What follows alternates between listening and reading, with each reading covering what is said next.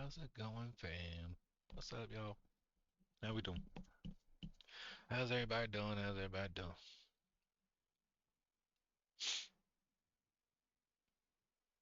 How we doing? How we doing?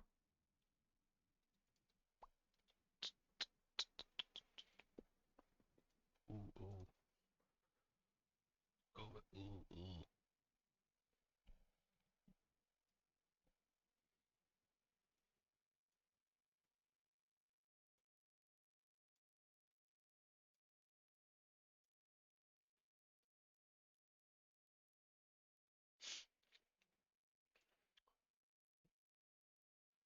All right, make sure everything's good.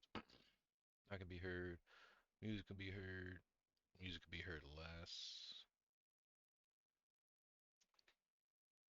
Can this be heard? Yeah, here, let me get this all set up. Give me just a minute. Yep.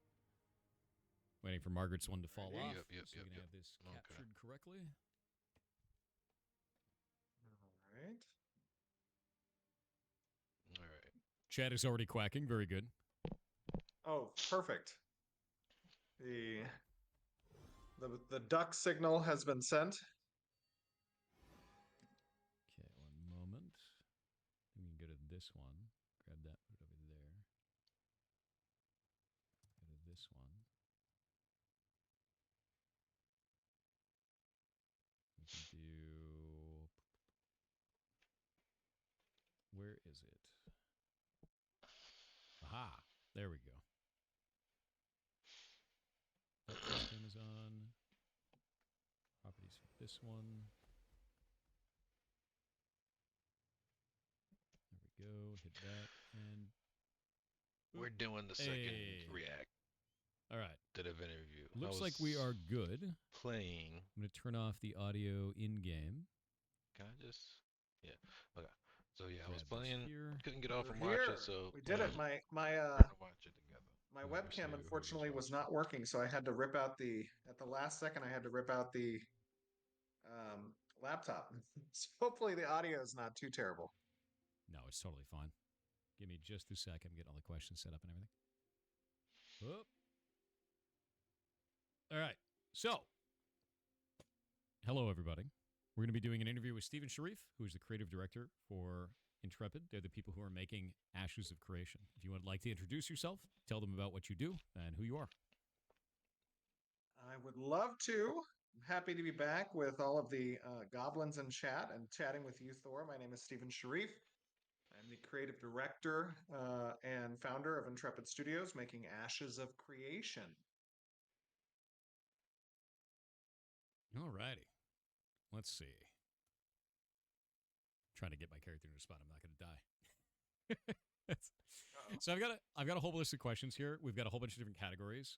So to start us off, we've got PvP, caravans, artisan systems, guilds, NPC nodes, UI, or miscellaneous. I'd actually like to know which one you would want to start with first. There's a lot. I'm cool. Yeah, I was about to say that's a lot. That's a lot. We'll go through a few of them on each one. Yeah, wherever you want to start, I'm cool with. You can ask any question under the sun. No topic off limits. Perfect. Happy to chat about anything. Yeah, we've collected with a whole bunch of these, knowing that we probably won't get through all of them, but it's good to talk about and like have that there. So I think we'll start with PvP then. So a number of people in the community have been asking about dueling. It's something we really want to do. We've had to go out to the lawless areas, like the areas where PvP is just enabled, in order to duel because we don't really want to kill the other person. We want to have it kind of an experience like you would have in, say, World of Warcraft with /duel. And then that would allow us to get the other person to 1 HP, and then there's no loss, there's no EXP loss or anything like that. So we go to the the lawless areas, so it's a reduced rate of drop for their XP. Is there a plan to put a dueling system in? There definitely is a plan for a dueling system. It hasn't been super high on our priority. And the reason for that, obviously, is that in an alpha, you want to try to stand up and service most of the core loops as quickly as you can, right? And while dueling is definitely, I think, a great system and that we have plans to introduce, it doesn't really satisfy the core loop system. But I do Yeah, believe because you that don't get dueling is the scheduled XP to that you be don't get implemented possible sometime within the corruption. first couple of months of Work phase out what three. was going on. So that is something that is high priority for phase three. Hell yeah, that's awesome. That's really good to hear, actually. Are there any plans to update PvP flagging to prevent High priority accidental for phase corruption? three though. A lot of the times, what'll happen is somebody will flag for PvP, you start attacking them, and it unflags them for PvP a couple seconds later, and then you kill them, and you get corrupted. Sometimes it's referred to as corruption baiting. People use this as an abuse of the system. Is there any plans to update anything around like flagging, or maybe extend the flag when someone gets hit, or anything like that? And what are some of the problems you guys have Yeah. seen where the system has failed currently? So we actually did a little bit of an inspection on this the first week back from our break. The studio was on break from December 20th to January 6th. So we've been back in studio for the last couple of weeks. And in the first week, we saw that there was a lot of reports about people going red or going corrupt. Um, and we found that a large majority of those cases through our analytics were when the projectile or the ability cast was done right as the flag was dropping on the opponent. And we Oh, didn't have clear enough, and we still don't have clear enough UI to indicate that you are kind of within that period of time where the flag of the opponent is going to drop. So, what we prioritized on the combat side, which probably will land within the next week or so, maybe 2 weeks, is that as the player is beginning to deflag, you see the player's nameplate start to change color and start blinking essentially mm, to indicate that, hey, wow. be careful. You're now initiating that combat right when they're about to transition. that's cool. I like that a lot. Any type of visual indicator is actually a really good thing Yeah, for it's that, something because that I helps think out that's and been so a they point can of flesh it frustration. Like, out a that little guy's bit more. flagged, get him, and now I'm corrupted. It's like, okay. Yep. So knowing that that's going to fall No, off is for going to help a lot. sure, for sure. So here's one. In Guild Wars, combatants are often getting help from the outside, non-guildies. Can flagging be changed so that it becomes guild versus guild only? Are there any plans to change guild versus guild to make this more actually that guild versus that guild? So this is something that I was thinking about over the break as I was playing with the different guilds that I'm secretly a part of, um, and I noticed, perhaps the right approach here would be that we kind of have a silent flagging system that lives with the guild event, right? So if you're in a guild war, or if you're in a node war, or if you're in a caravan event where you kind of have the alignment system pitting two groups against each other, that in the background, when those enemy combatants interact with one another, they receive a silent flag, something that players can't see, right? But they're already engaged with each other in combat as a result of the event system. And so if they have that flag on them and an outside participant, let's say, heals them or buffs them, um, then they get flagged for PvP using the flagging Hmm. system. And that's to kind of prevent, I think, outside pocket healers or pocket buffers from being able to participate with impunity in those sanctioned alignment events. So that's something that the PC team is going to be looking into. Probably not for the course of the next month or so, I would say. That makes sense. Okay, cool. They're not gonna be looking Ember into it Springs are the for places where people another actually 2 months. respawn. Those are still currently being abused. Are there plans for a wider radius to help prevent killings on Ember Springs? And also, we found something kind of interesting Put is guards on Ember when a Springs. person respawns and they're supposed to be under protection I for a mean, little bit why in not that have one guards spot, on Ember right? Springs? And that radius. Yep. Monster training and Yep. monster pulls onto them still kill those players, which some players are now abusing to go and kill players right as they respawn. What are the plans for changing Ember Springs? Have you guys had this on your radar? Are there anything that you want to do to change this mechanic? So we were working before the break on a radius that would live around Ember Spring points. That essentially would be a very small radius of no combat, so combat immunity essentially. Um, we it was a little bit more. We had some bugs with that we couldn't promote up from our dev streams. So we decided instead to do simpler solution for the time being. That is the protection buff that extends, any radius time based on respawn. So once we have an opportunity, I think, to deal with some of the bugs of those protection radiuses around the Ember Springs, that implementation should be coming up from our dev stream within the next couple of weeks or so. Nice. And that's just not going to be only for Ember Springs. We're going to be looking at applying that perhaps towards the market areas and warehouse areas of the nodes as well. Because there can be certain activities that players are taking advantage of right now, as we still have a need to kind of refine our leashing behaviors, along with some other ability interactions that can cause players to get killed in those areas, which is not something we're trying to accomplish. Makes sense.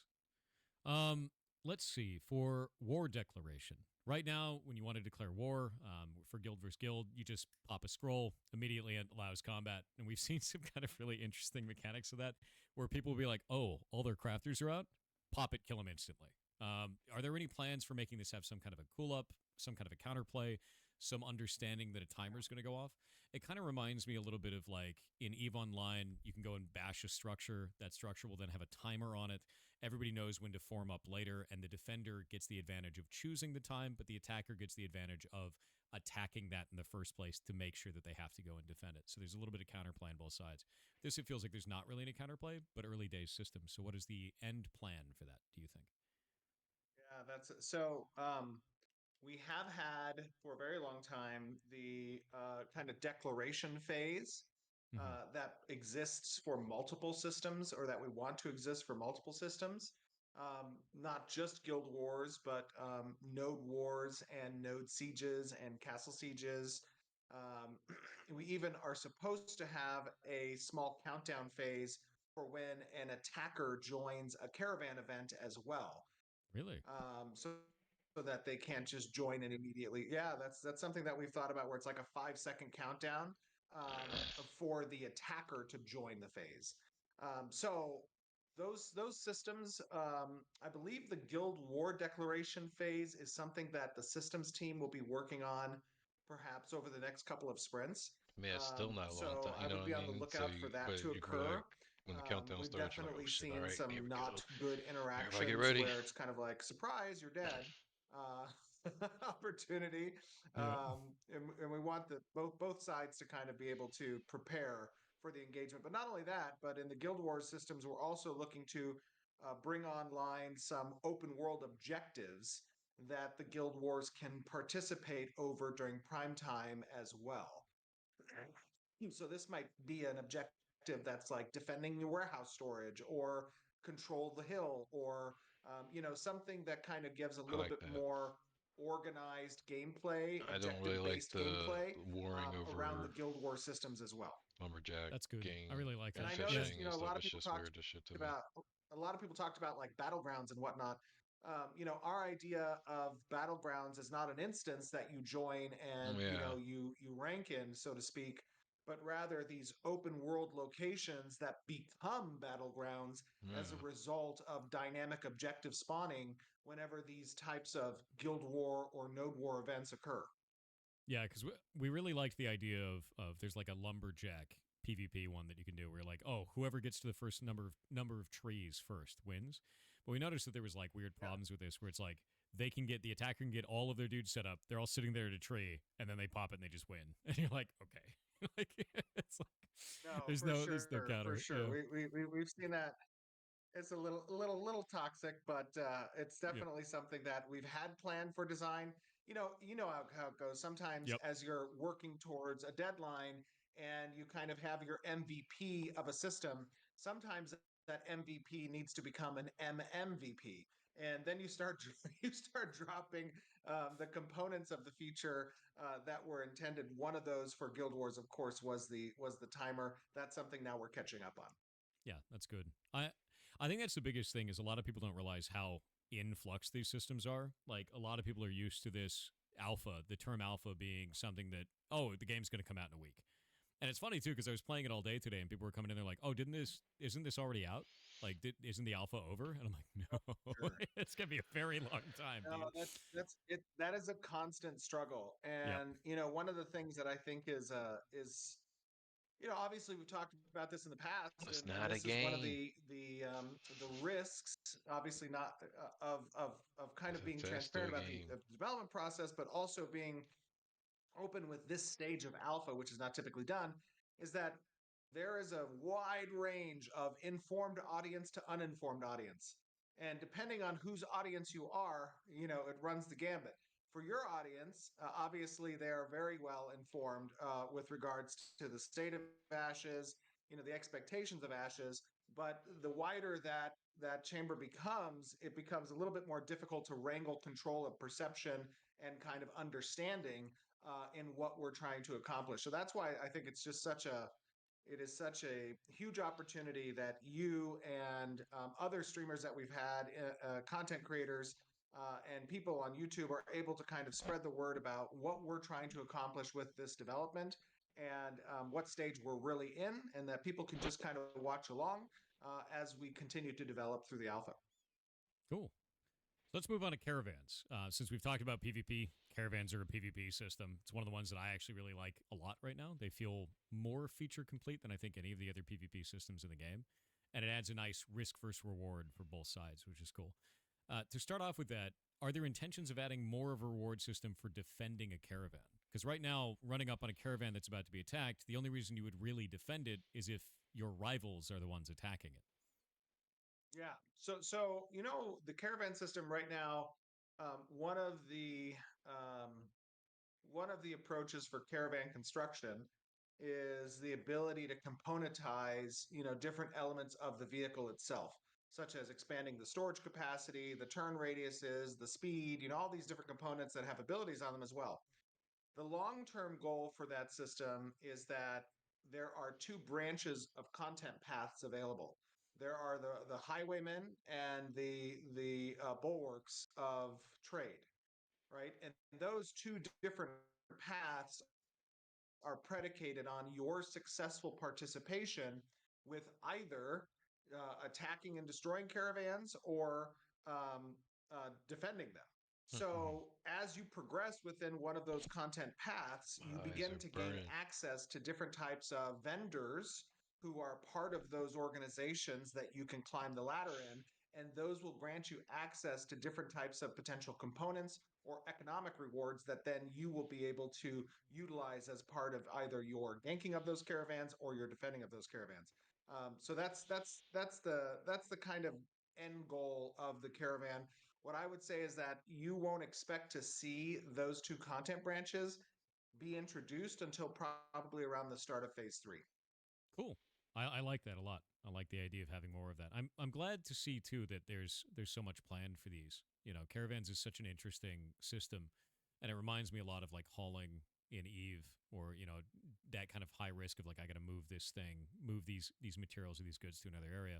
But right now it's really it's so bare bones around that system. I'm interested to know Mm-hmm. what your guys' vision For is sure.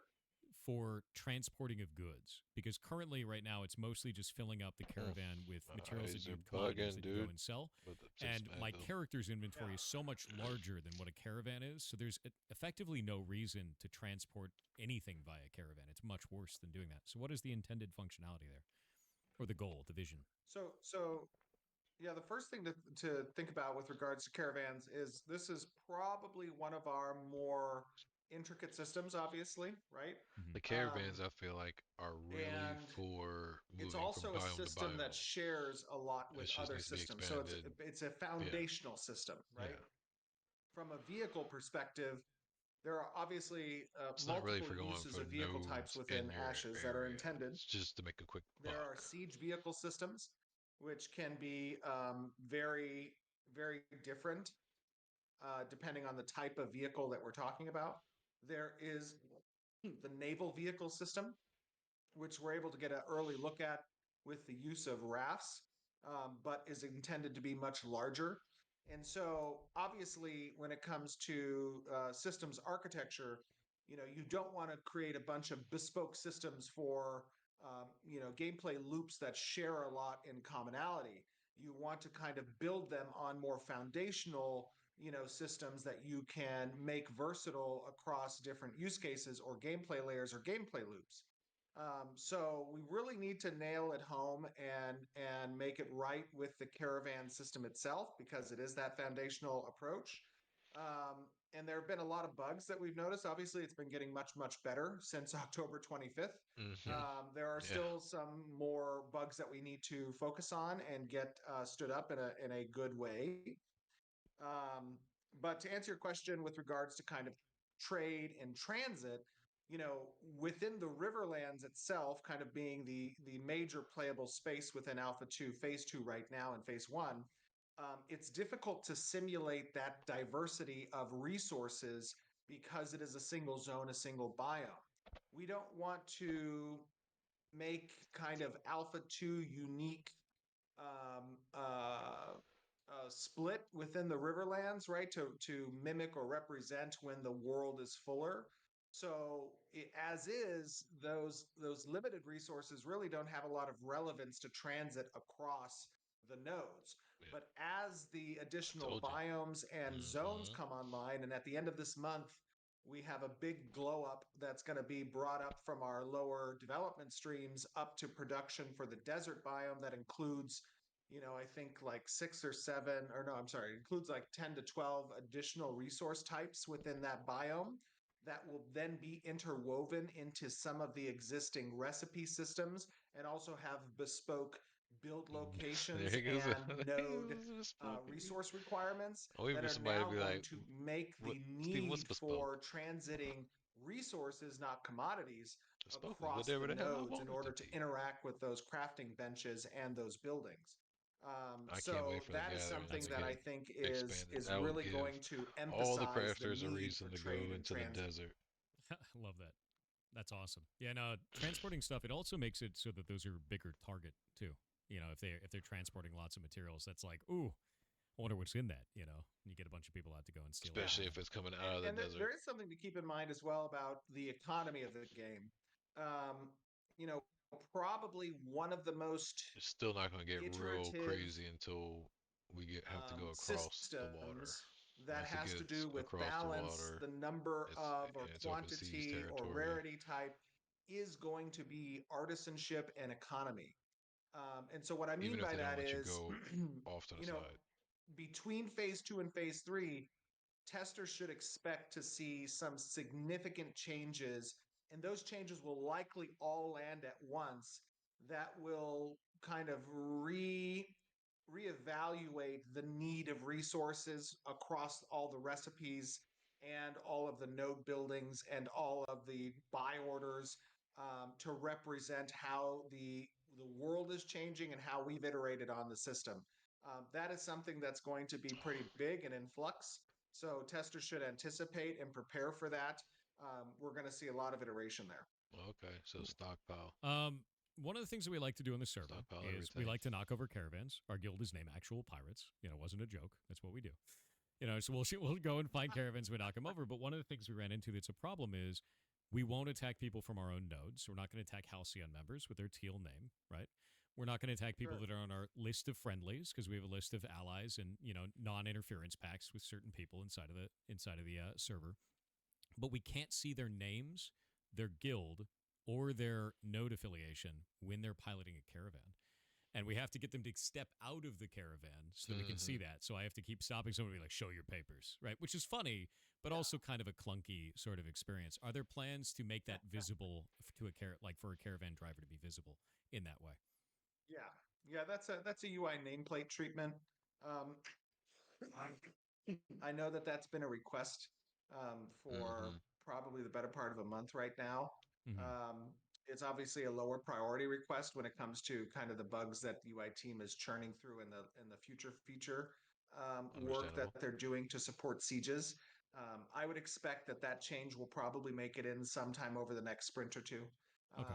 And it is something that is a relatively easy change, and it should be across not just caravans, but your mount and any other vehicle that you're utilizing as well.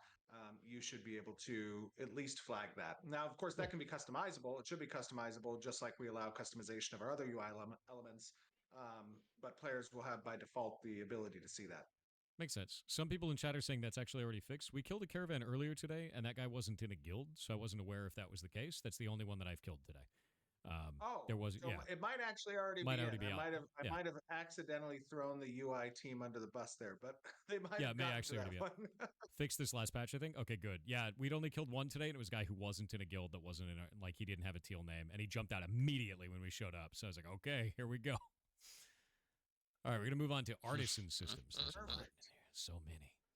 So, gathering stuff. Are there any Oh, plans of locking materials of higher level spawning behind node levels? For example, journeyman materials would only spawn when there's, a city node has gotten to a certain point. Because one of the problems we're running into is on early level nodes, all of the normal stuff gets mined out, it naturally respawns, and it turns into higher level stuff that can no longer be farmed. There's quite a lot of that happening around the server. The biggest problem was with mining specifically. So many things would turn into tin or higher level materials that people just couldn't do anything with. Iron specifically became a pain point as a result. No, he's there's not going to actually change a it. couple. Well, I would separate those into two questions.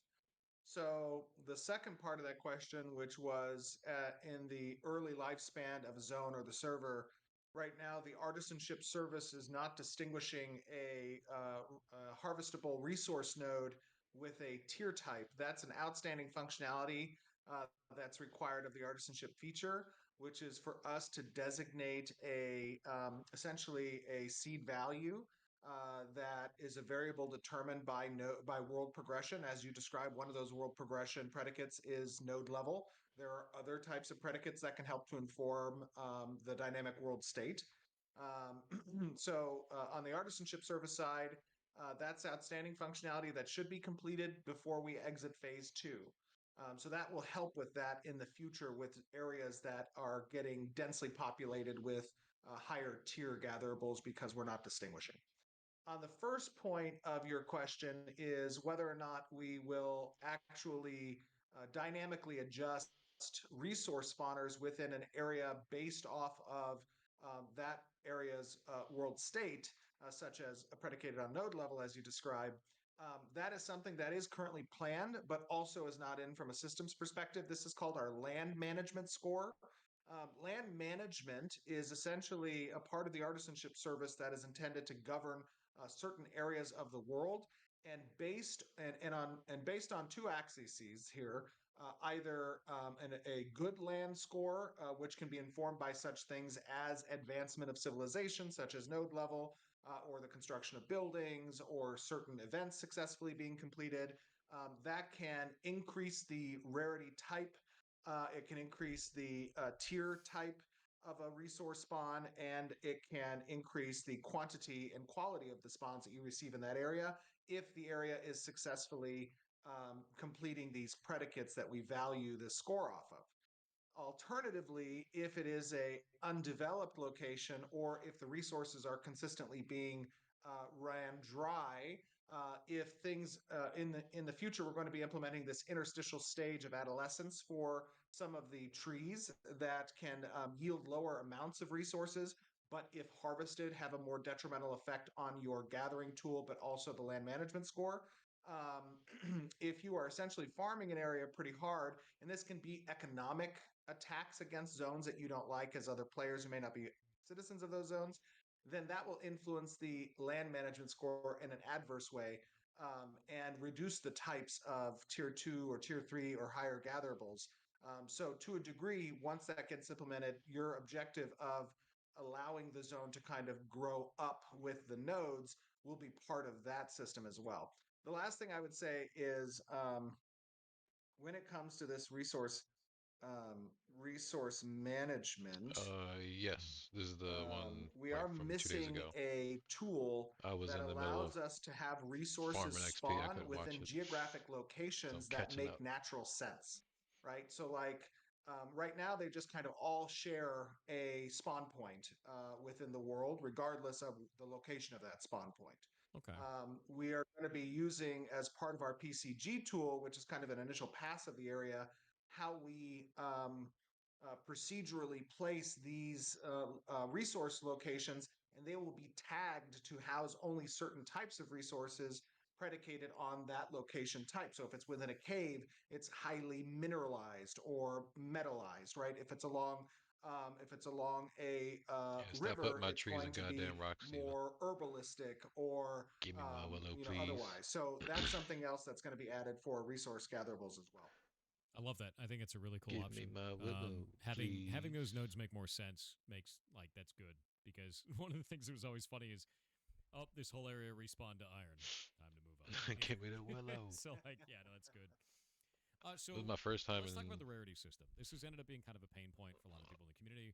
Is It was my first time in the desert this weekend, and that's what I kept running into was everything down there.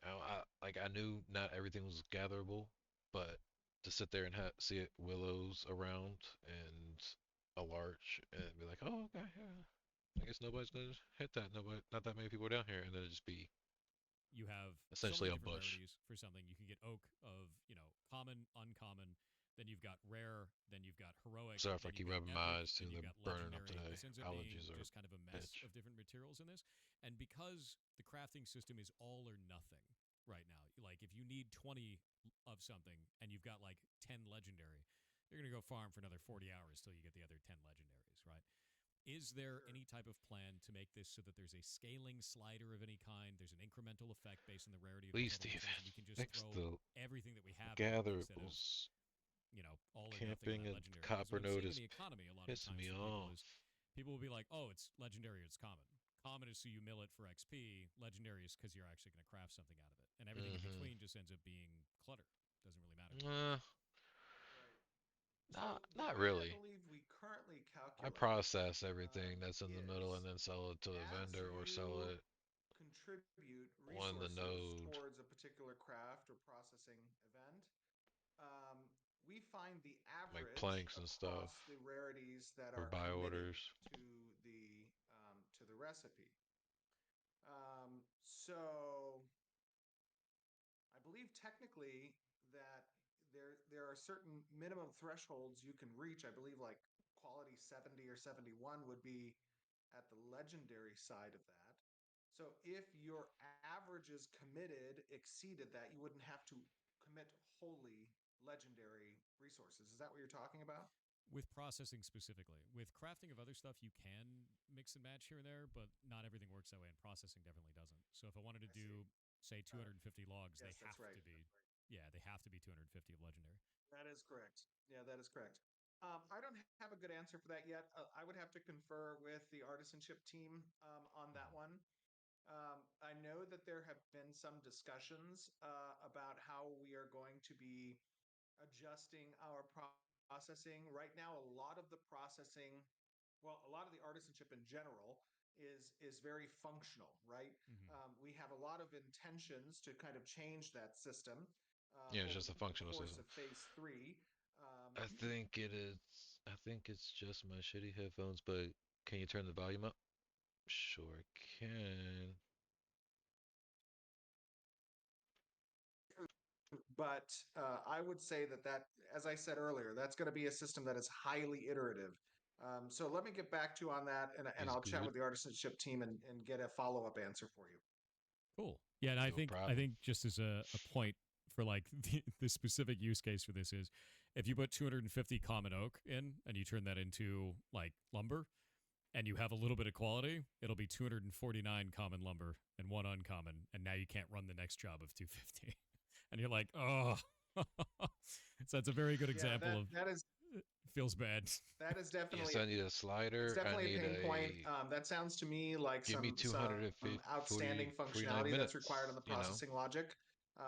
So I would definitely say that's something that's going to So let me change. We type want to that be able in and process it. to give a little bit more granularity when it comes to those types of functions. So yeah, I would expect some changes there. Cool.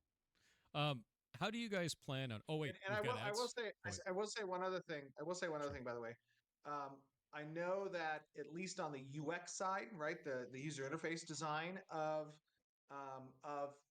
bag management and processing station UX, um, that is very, very placeholder. Yeah, yeah, yeah, So we yeah. I stood figured up that. a UX that services the gameplay loop, but it does not have any of the bells and whistles for readability and intuitiveness that Hmm. you would expect to see in a proper UX approach. So I would say also be on the lookout for that.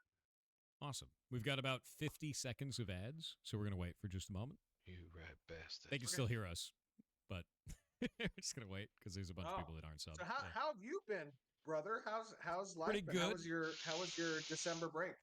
It's been really good actually. I'm I've pretty got good. I've got a new dog, I got so that's kicked. cool. I got I've kicked been off. waiting for her for weeks, and I got Oh, her kicked name no off is all the Pesto. kidding. things. You know Yeah, what I for mean? weeks, and she Pesto? finally It How was her how name is old is Pesto. Pesto? She's so small. She's only like I think a month and a half old. But basically, she got abandoned by Oh, her a mom, couple, and then it and was like, only oh, like somebody an needs these extra dogs, and I 50, was like, that's it. So 25,000 she's death a Rottie threats. mix with something, It was and great. we don't know what it is. It Might was be a a German great Shepherd, but holiday. the cool thing is she got through all of her shots, got through all the deparasitization Like I get it, process, but the whole thing, and now she's friends I with get the Spaghetti, oh who's my frustration a gosh. grown-up golden around it all. retriever, and he's like so excited, and he's just rolling all over the It floor is near what her, it and is. he just loves the hell He out of her. can't So it's really cool to see. apologize, and they got Yeah, content out of it. How's the potty training That was efforts it. going? You just You ain't got gotta throw pads no death everywhere? threats. pads everywhere, and she I intentionally mean, and dodges did them it because she really hates the way they feel on flip? her He feet. still has the It's great. same amount of views. He's still getting She's everything. like, no, I don't like this. I'm gonna poop on the floor. It's like, great, man, fantastic. And Oh, either side of the fence, yep, I see both dogs. What are you gonna sides. That do? is It's just funny. like, wow, Hopefully, yeah. hopefully you He just have lived long enough to see some himself stone become floors the or something. villain. It just Oh, there would, thankfully, he but blew up it's easy to clean. But it's just like, why are you like all of a this? Oh, Like, sudden why do you after he do that, changed his man? things. His All right. analytics around a little bit. Oh, that's here's. awesome. Well, you're awesome, and thank you for being here on the show, man. And He just how reaching was over the your people who break, would by the way? become the villain over How did you Break guys do? was Because good. Water Warcraft. yeah, you were at. I, we definitely we rolled some dice on the development side. There was a week ahead of Hmm. the December 20th release, and there were some outstanding um, change lists or submissions that were on a lower stream that in the final week, I think it was like Tuesday before the 20th, that I made an executive decision to pull that stream up and Mm-hmm. to try to polish the issues with it before our December 20th phase two launch. Which, of course, the more experienced and veteran Went developers out well. there will know, right? We you No bugs, right? that is that's a little bit of a chuck and duck, so to speak. Yeah, I cannot Um, wait for these Uh, but daggers, dude. it definitely it was some there was some instability on the 20th and throughout the break. We had some heroes that stayed behind to try to address some of those issues, and then to compound that, obviously we had such a high retention between phase one and phase two, and we also had a lot of new players that were joining to help test phase two. And so we made the decision to try to kind of double and in some cases triple what our server realm capacities were, which, as you scale something, of course, you will exacerbate known and existing issues and also discover new issues that you hadn't seen before.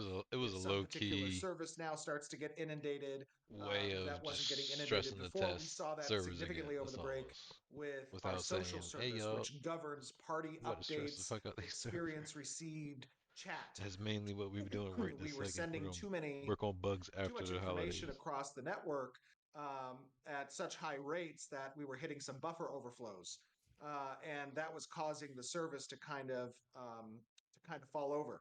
it's very So unpredictable at we that were point. we Yeah. were con- we I would log I know a into lot of our people that Grafana and I lost would their take a look at our caravans services around that graphs and I time. would just see these spikes left and right with the social service and I'm just like, oh god. Starting a huge content phase immediately before a 2 week holiday was not smart planning. Like I said, he acts like it's not smart planning. I think it's you're gonna get the flack, and you don't want to just sit there and say, yeah, nothing's gonna be real different. The The desert's a little bit more fleshed out, but it's gonna be bad because we're working on a skeleton crew. So get ready. I wouldn't do this. I really wouldn't do this, and I kind of wouldn't do this. It's not gonna say that. You know, yeah. I was somebody running in a gas station and be like, wouldn't put up a sign, no gas, no chips, and no sodas. So they're gonna be like, come on in, because they're gonna hope that you stick around and buy something. God, not like this. No, that's good. That's Right. perfect. Yeah, You got the it's stress definitely what you want test to see, man. some more without Oh, Exactly. saying anything about So that was stress something test. that we were dealing Just with, angered a lot of people a but little I bit, would say all in all, mainly narc. it was a great start to phase two. I think the important thing to note, like phase two runs until May 1st, which is when phase three begins. And a lot of the stuff that we have on our roadmap Daggers start we getting feel pretty tested next confident week, are I going to hear. land in phase two. hmm. And we talked about this. Not all of those things were going to be present at the start of phase two. They're going to be slowly introduced as they make their way through our QA branches and as they get, kind of hardened and introduced on their production environment. We feel pretty confident that majority of those are going to land. And if I were to look at that from a roadmap perspective, I would say we're probably going to hit about 80% of that roadmap, which is for us, and for most of the games I follow, pretty damn good. Yeah, no, that is really good. Honestly, the amount of throughput that's gone through so far, it's been really great. I mean, if you can get So 80% of that list here's an in, interesting one economy wise, and I know that this phase has a lot of I'm economy telling changes. you, You guys are when paying they want attention to that quite a to bit. do sieges, How do you feel fresh about the servers new coming. player experience in the current economy of the game? Guaranteed. Because They one can of the put the things that we're rogue in, seeing no and a lot of problem, people I are feel kind of like. worried about is this trend Do a where reroll. the server starts progressing beyond basic materials and the newer player is left behind where they have all these goods that they can no longer sell to anyone. Buy orders may still be possible, but we have buildings like the farm that produce tier 1 materials, so they largely become unnecessary for the new players' materials to do anything, and this creates a weird pocket. I saw the same thing before, kind of in EVE Online in the very early days, and they ended up remedying that by making it so that all materials in the entire game are the base materials, and the different ways of mining them just produce more of the materials in higher risk situations. Even salvaging items would become those same materials. Titanium, Mexilon, pyrite, things like that are the base structures of everything. With this, because there's tiers to materials, we have willow wood, you have oak wood, you have all these types of tiers, that base player falls away. So, what do you think about the economy as it is? How do you feel that a new player is going to produce value as the systems progress forward? And what are your guys' plans to address this?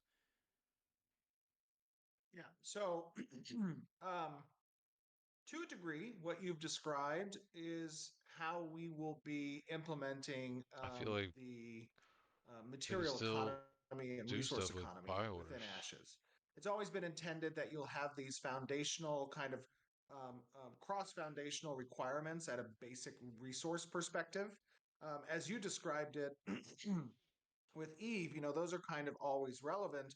The way that becomes a true thing for Ashes is that you have what are called special resource requirements for, let's say, a processing or crafting event, and then you have general resources.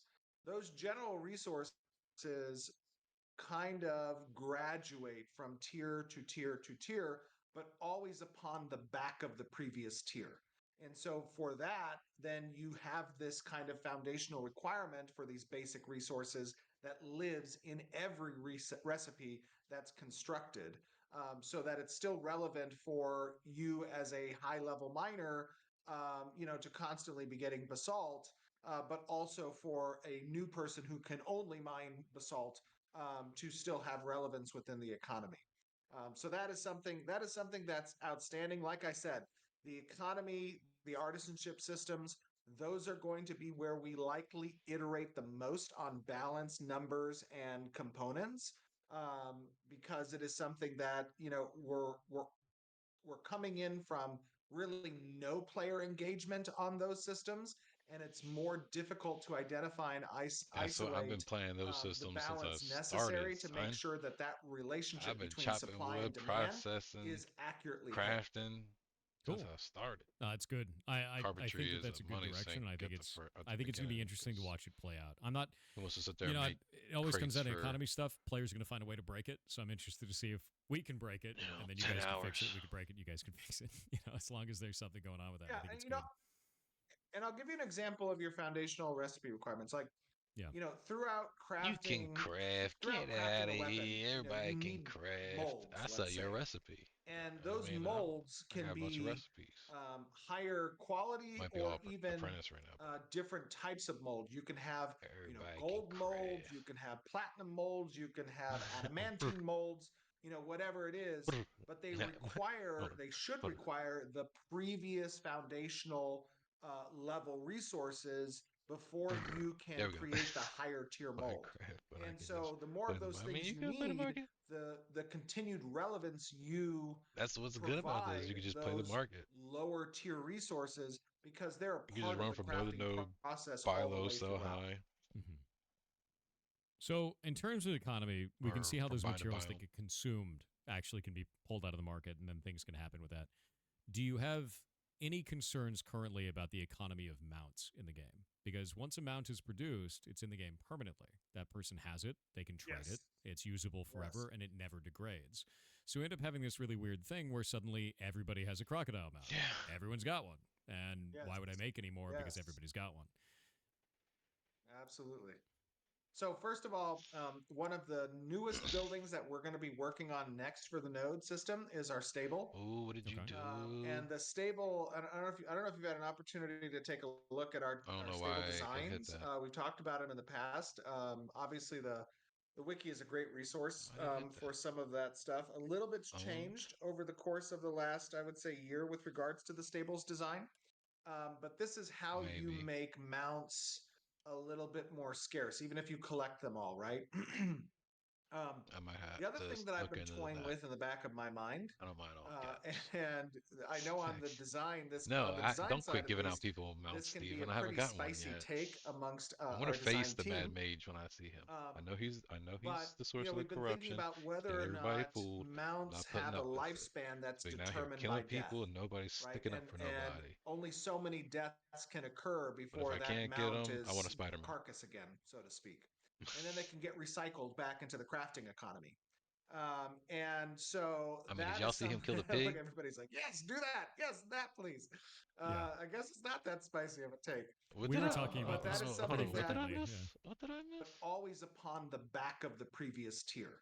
And so for that, then you have this kind of foundational requirement for these basic resources that lives in every recipe that's constructed. So that to a degree, what you've described is how we will be implementing the material economy and resource economy within Ashes. If they, It's always been I'm mad intended that that Steven you'll have these Gazelle, so many foundational kind mounts, of people have cross Craig foundational Gazelle, requirements at a 400%, basic 400% resource Rhino. perspective. Jesus. As you described it Oh yeah, the Rhino. with I haven't Eve, seen the those Rhino are yet kind of though. always relevant. I would The love to way see the that Rhino. becomes a true thing for Ashes is that you have what are called special resource requirements for, I don't want to miss this again. If they were the same speed, it's whatever. But when they have have legit gameplay advantage like streamer, so we pay to win. Um,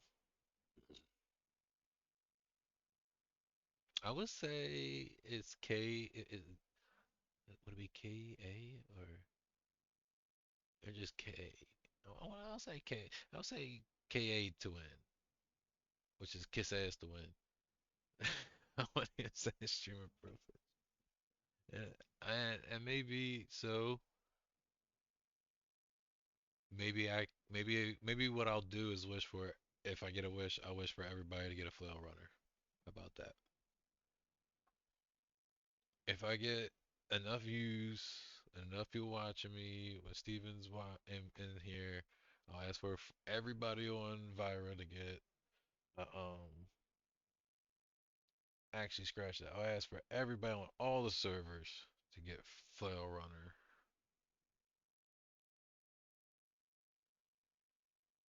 Shit, would he do that? That would really mess up a lot of people. I mean, it would be no sense in journeyman. Animal husbandry, bro. let's say a processing or crafting event, That's and then you have general resources. maybe I shouldn't do Those that. general Maybe everybody resources gets 50 gold. I give kind everybody of 50 gold. graduate from tier to tier to tier, but always upon the back of the previous tier.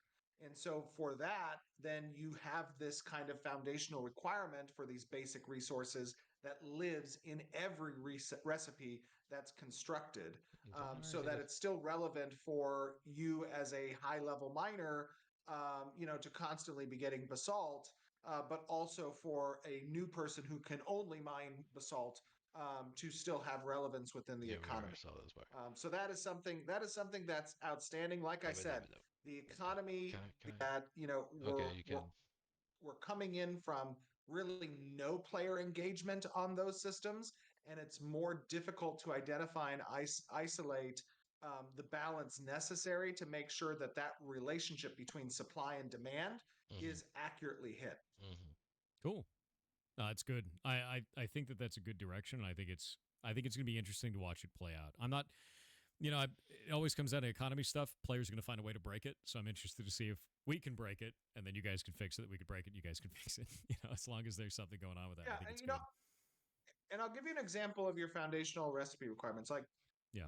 throughout crafting a weapon, you need molds, let's say, and those molds can be higher quality or even different types of mold. You can have, gold molds, you can have platinum molds, you can have adamantine molds, whatever it is, but they should require the previous foundational level resources before you can create the higher tier mold. And so the more of those things you need, the continued relevance you provide those lower tier resources, because they're a part of the crafting process all the way throughout. Hmm. Gotcha. So, in terms of the economy, we can see how those materials that get consumed actually can be pulled out of the market, and then things can happen with that. Do you have any concerns currently about the economy of mounts in the game? Because once a mount is produced, it's in the game permanently. That person has it, they can trade it, Yes. it's usable Yes. forever, and it never degrades. So we end up having this really weird thing where Yeah, suddenly the mouse should everybody get has a older crocodile over mount. time. The Everyone's got one. more you And why Yes. use would it I or make any more because something, Yes. everybody's got one? days or Absolutely. So first of all, then you got croc one of meat. the newest buildings that we're going to be working on next for the node system is our Let's go. stable. Okay. Oh, And the stable, stable. I don't know if you've had an opportunity to take a look A at our stable stable. designs. We've talked about them in the past. Obviously, the wiki is a great The resource kill the for some slaughter of of the pig. that stuff. A little bit's changed over the course of the last, I would say, year with regards to the stables design. But this is how you make mounts a little bit more scarce, even if you collect them all, right? Um, the other thing that I've been toying with in the back of my mind, and I know on the design side at least, this can be a pretty spicy take amongst our design team. Um, but we've been thinking about whether or not mounts have a lifespan that's determined by death, right? And Yes. only so many deaths Okay, can so occur we on the before same that mount page. is We on a the same carcass again, page. so to speak. And then they can get recycled back into the crafting economy. And so that is some. Look, everybody's like, yes, do that. Yes, that Yes, horse please. meat. Yeah. I guess it's not that spicy of a take. We were talking about But that this is pretty something that frequently. Yeah. Like this is the thing we that were is talking about as a something that committee. We were trying to figure out a way to make that work, and death to the mount made So you sense, make or some clickety kind of a food clackety. you have to something Maybe you can make some consumable that would add value to somebody who's doing something like animal that husbandry, out where of, they can out of keep horse producing hooves. something well, into the economy. and also, Look at my little but also it, hooves. it it provides now a choice to the player. Yeah. If you Like have a five barred mounts weapon. to choose from that you're going to use, and the engagement you're going to go into that mount, or the engagement you're going to go into with that mount has a high risk of death or danger, then That'd be maybe you're funny. not going to take Like out your just best mount. little Maybe hooves you're going on to the take on out the your middle of the road shoulders. mount, right? It's kind of now a resource that you want to make It's choices the shoulder around, armor. and that become relevant for the strategic element of the game, right? This is now a strategy. Um, so that is something that I think could be interesting. I haven't quite seen a system like that, at least in an MMORPG before. Yeah, I I would know think let the mounts the die, spicy opposite end of this argument is that players are very higher the attached to their rarity, mount, higher the health. and anytime you create this player friction, you obviously are eating away at the desire to play the game or punish the player. But then you have to ask yourself, with any design proposal, how does it answer your core tenets from a design perspective? And I think right now what you've described is there's no risk, right? There's no risk for the mount, so to speak. And so, since risk Yeah, versus it'll just reward revive in a little is bit. such a central I think the philosophy to the more game, deaths you this get proposal on might your align a bit mount, better with the the idea of shorter the ashes. lifespan I think as that's really well. cool. I think anything that can make it so that mounts are less permanent, so there's still an economy. There's a reason to Yeah, produce mounts. because once Crocs I are, like the I idea mean, of I it haven't having bought a a Croc certain yet, number but of I haven't lives, bought it because I or keep even waiting for them like to nerf it maybe it and make it dies correct. and you can't get it back in 10 minutes. Like it just pops back in 10 minutes. Like you have to expend Right. resources to Or or revive it. or Something. or or alternatively, it could be a durability system for the mount, Yeah. and you don't let the mount won't die so long as it dies above 50% durability.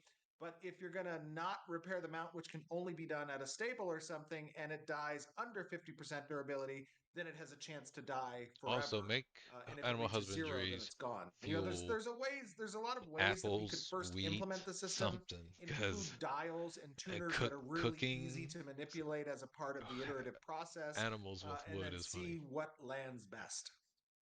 Makes sense. No, I really like that. Yeah, because we've got Halcyon, our city, is the mount production city. And something we've noticed, there's a couple of different things here that's really weird, is we have a very strange advantage because mount production is so expensive, right? Because it's 55 silver every time you want to pop even a tier 1 mount in there. Um, Right. our our node is rich, like ridiculously rich. What's up? I was just Oh, going to say yeah. what you just described there as well. Within the animal husbandry system, Yeah. there is a need to obviously potentially enhance the genetic, code of the outcome of these husbandry marriages. Even if the mount dies, it still becomes a resource. It's kind of like deconstruction for mounts, where that resource can then be reintroduced into the potential procurement of a better mount, right, Yeah. or a stronger one. Cool. No, that's actually really neat. I like the idea of the husbandry system, and I'm waiting to see more on that. We actually just got I don't know if they're today. gonna be We able to finished the animal do husbandry that journeyman, so that's going through now big on our node, which is scale, kind of cool. So we've got That's the one for awesome. hunting like now, the and That we've is got the one whole for awesome. that. mix Yeah, and we just got match journeyman of. done, and it'll be up in like 2 days because I think I it's just getting think it's voted a on right lot. now. You need to get all those buildings in the All the right unique spot so that when animals getting married, node you sieges know, come online, I think we're doing bred our with each first other. test for node There's sieges on Mm-hmm. the it's PTR just a on lot. January 27th, I think. Um, Community is going to be organizing with some people who are on the PTR to stand up a 200 person node siege. Ooh. So that'll be fun. But you need to get all your buildings in the prime spot of like maximum accomplishment so that when the node sieges occur, you're actually fighting for something you want to keep. Yep. And when the server loses access to that thing, it's going to radically change the environment for people and radically change people's motivations to do something different. I can't wait for the entire server to rise up against us during a node siege, actually kill us, like kill Halcyon off, and then no one gets mounts again. Everyone back to a Oh, horse. Yeah. Margaret just corrected me. It's the 28th. Sorry, I the can't wait. 27th. We're doing our promotion. It's the 28th. That's so funny, actually. So yeah, no, I think that's a really cool Sweet. direction. I think it's So gonna be a they lot of are fun, trying to and do I like the sieges idea of in having the mount-based PTR. economy be that. The other Wow. problem that I'm seeing with it right now with mounts is our node is overrich, like way too much. We've got it at the minimum possible taxes, and we've got 3,600 gold in storage in node storage. And other nodes are struggling to make ends meet in terms of gold production, and it's because mounts are so expensive to produce, and that's taking so much tax money, which means that's it, right? Just wait until the node to node trade system becomes available for mayors, where you can now use your treasury to purchase node specific commodities that can be traded on the node to node trade network, and in Ooh. return give you Oh, necessary okay. resources from successful trade completions. where you can then spend those resources on bespoke buffs and upgrades for the buildings you have. So there's going to be a need to utilize that treasury of yours that you've accumulated to purchase these commodities that then can be traded on the node to node trade house. That's insanely And then, of awesome. course, players are going to want to destroy. Like those will look really bad. Those caravans that will be traded that are taking those trades will be very unique looking to the node. Oh wow. And we Okay. are considering the idea of showing the trade caravan on the map when it's No, launched no, from the no, node, if it's a part of that node to node trade. So, no, like, no, no, no, just thinking about how many people are going to try to destroy that caravan to take the goods inside. Yeah, I'm no, super no, ready. no. I can't wait. That sounds like an I'm awesome not. thing to be like, we're gonna fire. I'm not a fan of the. I'm not even a fan of the corruption showing on the map. Like if you're corrupted and you're showing on the map. Right now, cool. But if unless I've taken the job and the contract specifically for that person, because I'm a bounty hunter, you should be shown to only that bounty hunter or that bounty hunter hunting group. And you have to like say how many is going to be in your group, and that's it'll lock your group at that amount. These are the three people that can come in and do it. You sign their name in it, like a guild declaration or a guild invite, and then those three people are ready to go out and do the thing. Whether or not that person has more than three people protecting them, that's a problem for you. But the caravan is already we're too small. It's already going to be seen. People are going to know it, and they're just going to say it in global anyway. So it's like, Fire this in the middle of the night. why No one even will put know. it on the map? And the whole server shows up and blows it up. You're like, damn it. Oh, that'll be something I fire not on stream. I'm ready. Yeah. Under the cover of darkness. All right, so we're gonna change gears a little bit. Talk about guilds. I'll record it, So I but know I there's a bunch definitely of ain't streaming plans something for like that. guilds in phase 3. Right. One of the problems that we're seeing right now is because of the 50 member limit size, even smaller organizations are starting to have this problem where they're making multiple guilds. We actually had a problem where we shot a blue today, which is funny because we have a ally named Darkside, right? These guys are on a non-interrupted or like non-interference pact with us, which means we're not supposed to be attacking them. They're not supposed to be attacking us. We're just kind of friendly with them. And we blew up one of their caravans. But the reason we blew it up is because it was in a guild named Darker Side, because their main guild was full. And we didn't know that they had a sub-guild named that. Yep. So we're seeing kind of adverse You gameplay knew. based on the size of guilds right now. Is You there any knew. plan to revisit that before phase 3, or can we only You expect just that wanted in to use phase that 3? opportunity to attack it anyway. Actually, we have an update that's coming on the 31st Mm-hmm. of this month. Ooh, And this will 31st. be, I think, Yeah, our he definitely largest knows. update since December 20th. Darker side, That dark has a side. lot of, as I How would you described, not different think that stuff for the that's a desert, offshoot? but is also going to contain You thought they were just going to use Roman numerals a like you? basic guild progression system, which will allow the guild to acquire experience, to acquire skill points, Right. to spend those skill points on a limited subsect of passive abilities that then get granted to the guild participants. Mm. Um, Oh, so, guild uh, update. with the level up, you can either choose to invest your skill points in those passives or in expanding the guild member count.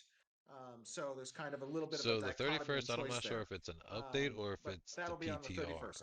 I'm not. It's actually really cool because that was the thing that was planned for much later. I'm glad that that's actually coming Okay, much maybe. sooner than I anticipated. That's cool. Maybe it So is. what we did was we looked at the kind of, this is what I was talking about with MMVP. Mm-hmm. So what we did was we said, hey, the guild progression systems are really kind of scheduled to be introduced as part of phase 3.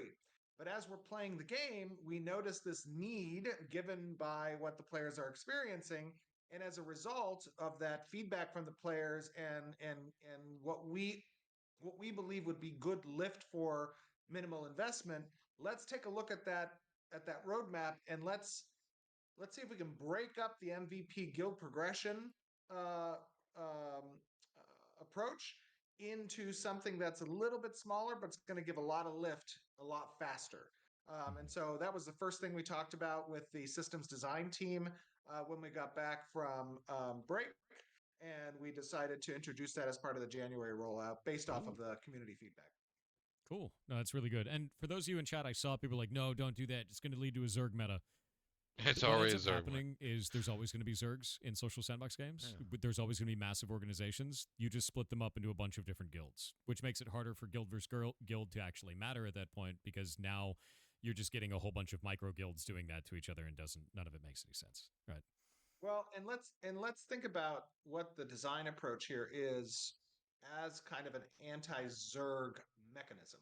Mm-hmm. Um, so Sir underscore within the Buttocks progression donated tree, $25 to that charity. dichotomy I described of either choosing to invest skill points into passive vertical power gain for the members Mm-hmm. or into additional membership slots.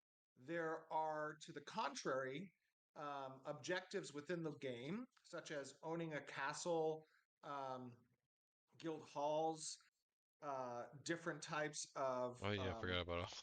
of relics that can be acquired and held I forgot all about this. that give an organization buffs and I'm a guild of benefits, one, right? And so it so doesn't you matter. have a choice to make. Either I can be a small, kind of close collective of skilled players, the anti-guild side, excuse me, the anti-Zerg side, and I get to invest in all of these vertical power benefits of the passive buffs trees, or I can have more members get the reward from owning a relic or owning a castle or these kind of trophies that you acquire, but I'm not going to double dip.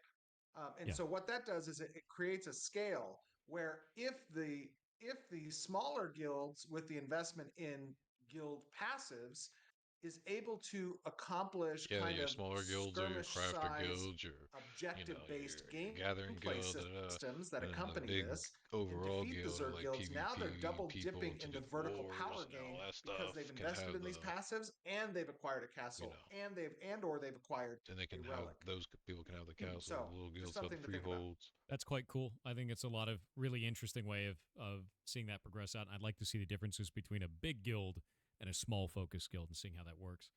Um, Yep. Before we move forward, I want to say we're actually running a charity right now for the Humane Society of the United States. We've raised $82,106.43 so far, and Nick at God, Night just donated $1,000 to that charity. holy shit, So, Nick at dude, night. thank you. Then the separate guilds just act as yeah, they're gonna act as one regardless. They're still like Thor has it organized, it's him at the top and then it branches off to like three or four different spots, and that branches off to like three different four, you know. So it's Queen Bee and then warriors and then or officers and then da da da da da da. And then everybody still reports. Like if everybody if he said to all the officers, call everybody on, we're getting everybody on. And they say, all right, we're calling everybody. And they call everybody. And they call everybody. And everybody does get on. And, not everybody's going to be able to get on, but it's still a lot of people. It's just like such and such biome just opened up. We're moving out. We're going out. We're gathering. Thank you very much, dude. We're running a caravan That is wild. there. That is Running incredibly a ship awesome. That is there. that is awesome. Taking Yeah, half the that is awesome, guilds. dude. We're at 82% of the goal, and we're only 19 days in. So thank you very much. You rock, dude. My whole The train of Humane thought is gone. Society is the Humane Society is an awesome group, by the way. So Yeah. could not be a better charity. That's amazing. Yeah, they're really great. We've actually been having a bunch of people on and interviewing them throughout the months. We had one the other day talk about like. I love me Cool. some charity, but we All here right. for the ashes. So we're gonna move on to NPCs. Are there any plans to We got one revisit monster pathing mechanics? Because right now, in combat, Oh yes. if you try to Oh, escape, yeah. you can't. Right? They teleport to you, and then they eat your lunch. So. I know this is kind of a stopgap to stop players from just sitting there and killing a monster that can't get to them. What are your guys' plans surrounding this type of stuff for monster pathing and players getting away and allowing them to have the counterplay to escape and also not allowing them to Nerf cheese the monsters? fucking bards, please. So Nerf 2 them. points there. Mhm. That's all I gotta First, say. I don't even care absolutely, about the there's a NPC lot talk. of work that's outstanding Yeah, on that's a lot of the work. I'm navigation not even worried about that. Nerf the in the bards. game. Not just how not just how monsters path. There are different ways that you can approach pathing. Obviously, you can cook your navigation. You have these nav meshes. You can utilize nav invokers, which are constantly kind of generating nav within the radius of the spawn location. We've chosen to go with a nav invoker approach, both for compilation times as well as server spin up benefits. But with that came some complexity. There's a little bit of granularity in how nav meshes can be generated. Some of those tiles can be really large, or some of them can be really small. The smaller they get, the more granular movement you have. And the larger they get, the opportunity there can be for seams not to quite line up and the monsters to get stuck. We were seeing monsters get stuck in certain locations because we were trying to save memory with not having so granular nav meshes available. And as a Okay, so that's result, why the rod we hounds had on that one to spot don't move. introduce it introduce They don't move, they don't attack. Let it done. a temporary solution, which was the ability for the monsters to teleport to certain Be right back, targets Chapman. Give me some if they got chips. stuck on It's like certain watching a movie. pieces of terrain. Now, ideally, whenever a monster's state tree is not cycling, whenever it's not going through a particular behavior, you would have the leash function called, where the monster then returns to its original spawn point and regenerates health and is either uninteractable or can't take damage during that period of time. Unfortunately, we were compounded with the problem of we have a little bit of complex state tree, and the leashing issue was not something that we could solve with relative quickness. So we stayed with that teleport solution. Right now, we've been able to, prior to December 20th, introduce a little bit more of that leashing behavior. Um, we should be able to remove the teleportation within the next probably 2 sprints or so, predicated on us completing some of the navigation work that's necessary. But we do have our NPC engineers focused on the navigation solution and not having Be to back. utilize teleporting as a means to reach the player because that can be kind of jaunting. No, that makes sense. That's awesome. I'm really glad to hear that there's so much work going into that. And I knew that pathing was going to be so performance related. It always is. It's such a Yes. hog on the server with that kind of stuff. And during that question, Watch Misfit came in and decided to one up Nick at Night with $1,001 donation to the Humane Society. Holy smokes! That is wild, dude. That is actually So wild. you guys are at 82.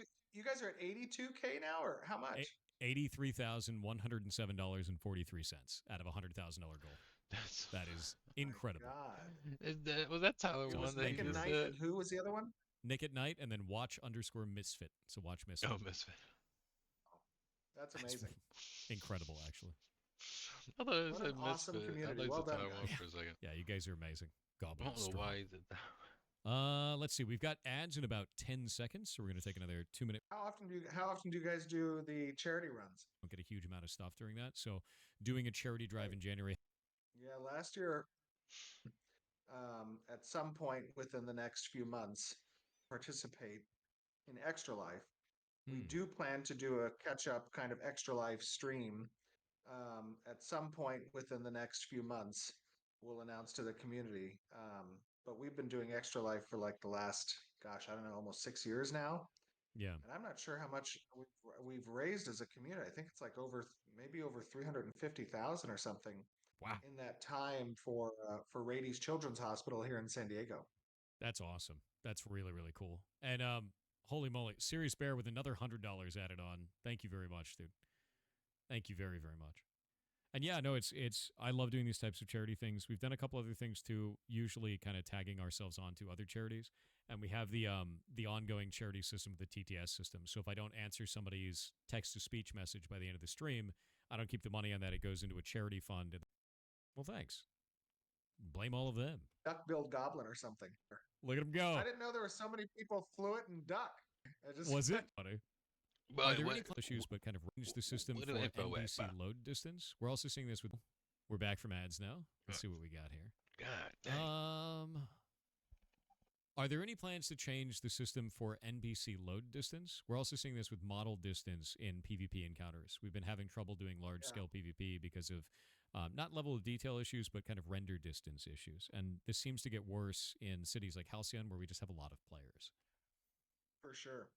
So let me give you a little bit of insight to why that's happening for your audience, especially. I'm sure you know a lot of this, but from a networking perspective, our grid meshing technology is splits the world Narc's up into ears many of just these perked up server again. workers, as we call them, right? And those are stitched together across this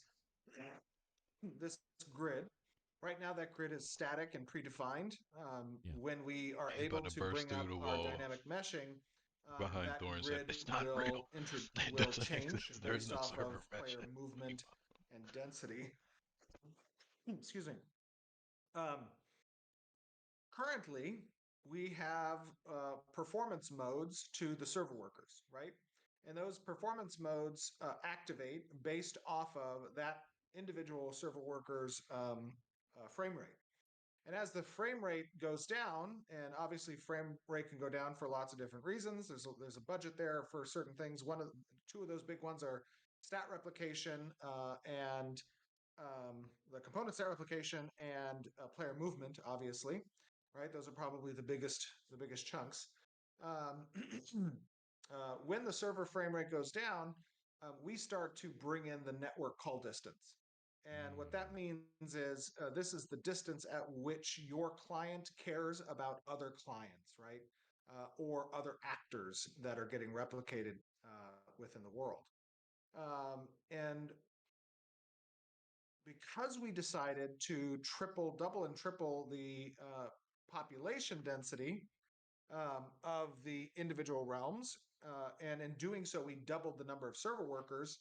We were seeing higher than average um, player counts across these workers that were keeping them all at this higher kind of performance mode enabled.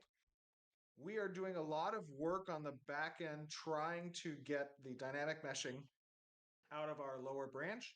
That will solve a lot of this because as player populations go up, those regions will get dissected into different server workers that come online or are pre-spooled up in a pool that we take from in order to kind of alleviate that server performance issue. So currently, to answer your question in a TLDR fashion, uh, while we wait on dynamic meshing, a lot of the server workers are under stress, and as a result, we dial in the call distance to other actors. That will get changed soon, but it's predicated on us getting the dynamic meshing up and running. Makes sense completely. Yeah, that was one of the things I was interested in seeing is the dynamic meshing finally being in place because having that be able to expand or retract based on how much performance is needed in that area would be very interesting. We have been reporting quite a lot of bugs of transitioning from one server worker to another, so I hope that has been helpful because we found some really interesting ones. I was able to duplicate my mount the other day. It was quite funny, but not It actually has, duplicate the item, but in world. I will say, it has been very helpful. And I must give a lot of props and kudos to the goblins in chat and in your community. And obviously, as a result of your style of streaming, where you know much of this is giving insight to development, and you have a lot of developers within your audience as well. I The will say I probably quality wouldn't have of put in that one bug reports for report if it bugs wasn't that for come watching Thor play this and from your showing me community how to make a bug is report. very, very good. Thank you. And I'm really so, glad to hear that. definite kudos and props to you guys. A lot of quacks in chat. The Goblin army is doing a great job. That is awesome to hear. Um, Now that most of Holy my bug moly! reports are Game Basil has just donated $1,002. They're Oh my warring to the God. top. We're now at $84,367.20. Holy moly, guys. That is Are you going to incredible. hit your goal in this interview? I don't know. They're warring at $1 at a time on top of 1,000. on That is an top of immense thing to 1,000. do. Thank you That's very, very funny. much for doing that. You guys are incredible. That is actually Wow. amazing. Now my train of thought is gone. Again, Melted away. Let's see. Where was I? Oh, Nodes. So you explain that vassalship is coming soon, I don't and believe that it. when the I believe vassalship it when I see system it. is going in, You know what? whenever it goes in, Oh, that this nodes would be scam game. wiped down to zero again. So all the work that we put in that will be gone for that. We'd like to know a little bit more about the vassal system. If there's even a timeline on when it's starting, if there's an understanding of how the system works, does a vassal get declared automatically once a node hits a certain size? Like all of this kind of stuff. So vassalship, I'm actually deprioritized. It Mm-hmm. won't be coming in phase two. I'm not sure if we said it would be in phase two. It's going to be coming in phase three instead. Okay. So that is something I to already keep knew in that. mind. And the reason for that was because, There's, actually, I there's, mean, it still might make it. Technically, I did a Moscow on it, and it would be a would like to have for phase two. If it doesn't land for phase two, it's kind of first one out into phase three. So there's not the even reason really room to why do I that. did that is because Maybe. what vassalship is meant to provide is a way to lock out other nodes from continuing to progress so that the world state isn't always 100% active, right? Now, there are many methods by which you could do this to achieve that end, but vassalship seemed the most appropriate because it comes along with some other strings and relationships that get created between Of that parent vassal nodes and ship. vassal nodes, right? Vassal ship. And as we know, nodes exist within different types, categories between economic, divine, military, and scientific, or academic. Um, we've been interchanging kind of in those. Um, Have they? and so you Scientific might academic? have Maybe? kind of these nation states that arrive where the capital is the parent node and the major cities are the vassal nodes, and then you'll have these kind of hamlets or camps or whatever. That would be the X's that are stages ones and twos, and they are required to stay as ones and twos unless a spot opens up in that vassalship structure, right?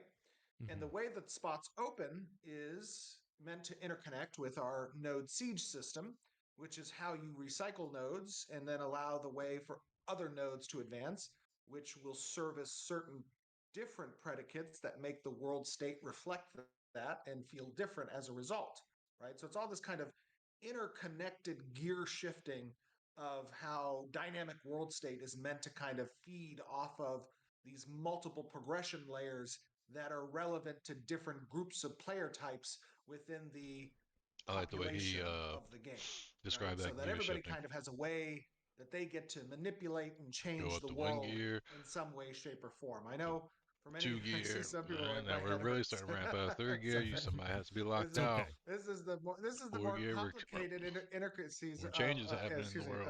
intricacies of game design, and especially one of a sandbox oriented a sand park design, so to speak. Um, Not even so a sandbox vassalship anymore. is really We're not meant to even doing confer sandbox certain anymore. We're types in a of sand benefits park. that might come from the node's choices in policies or the node's choices in building types or relics that they may own. Those give effects that are really only achievable at higher level nodes down to the vassal nodes that might be lower level. So even if they're Hmm. locked out, they get benefits for being a part of that nation or part of that structure. So that's what vassalship is meant to be. So you may even want, if you're in a smaller town, you may want to be like, hey, I'd like to be a vassal. Like I want to be a part of Absolutely. this. We'll give you this. It becomes Absolutely. a trade agreement. Yeah, no, because at that point you're gaining benefits that otherwise you wouldn't be able to attain, and you're getting Yeah. technically you get protection at that point too. Because like, oh, those big That, that guys, they're our buddies, right? We're vassals for them. that's Yeah. correct. And that's correct. And That's to be cool. clear, this is also an anti-Zerg mechanic as well, because it creates a less exclusionary environment, which oftentimes is the bane of Zerg mindset or mentality, so to speak. It's the ability to control or to take or to own a thing, which now becomes to an extent disarmed as a result of that thing conferring benefits to those who are excluded. So that's another thing What to the fuck keep you in just say? mind when we talk about Zergs as well. He I done hit mean, me with a wouldn't you feel that that a could mind create trick an with even this larger Zerging voice. situation where, like, let's say you have some people in the north, some This is people in the not the south, answer they've you created a bunch of you vassals there, and on the fringe, it's everybody versus everybody from those two major factions, right? Trying to take No, just a little bit because more. so there are other mechanics that help to satisfy those potential issues as well. Hmm. Um, Nodes or targets become more valuable over time, right? And so while Well, the yeah. benefit that that node has from its achievements doesn't grow, the the prize of taking or destroying that achievement becomes more valuable to people who may have an interest in removing it. So, to a degree, there's a clock which builds on incentive for players to take certain actions. Do you ever have an idea of what it feels like to be a returning player? Like, let's say the game is out, it's been out for a number of years, and I come back into the game, but the node that I was in has been destroyed and all of my stuff is gone. Is there ever any type of idea for some type of safe storage or anything like that? I'd seen the same sort of thing play out in EVE Online before, and they made it so some of those items would go and be transported to NPC stations, and NPC stations can't be blown up. So, kind of an NPC node, effectively. Yeah. So I'd be interested in knowing how you feel about that. Do you think that's a good gameplay mechanic? Is it something that you'd want to be in the game or not? I mean, to a degree, we satisfy that mechanic. Um, in at least in the design that's outstanding in a lot of ways. So there's an in system that's meant to confer that can be in that can be accessed from the starting villages. By villages, I mean like Lionhold and Samia's Hope, where you have a warehouse available and where you can have storage chests available, and you have your personal They're character outside of a storage that's node area available. technically. Those things are kind of safe from political systems. So that's something to keep in mind. In addition, the risk really lives within the material inventory system, not so much on the item system, nor on things like furniture. Right? You can invest in completed items that furniture may be, lose a house, but still get all of the furniture back through the mail system.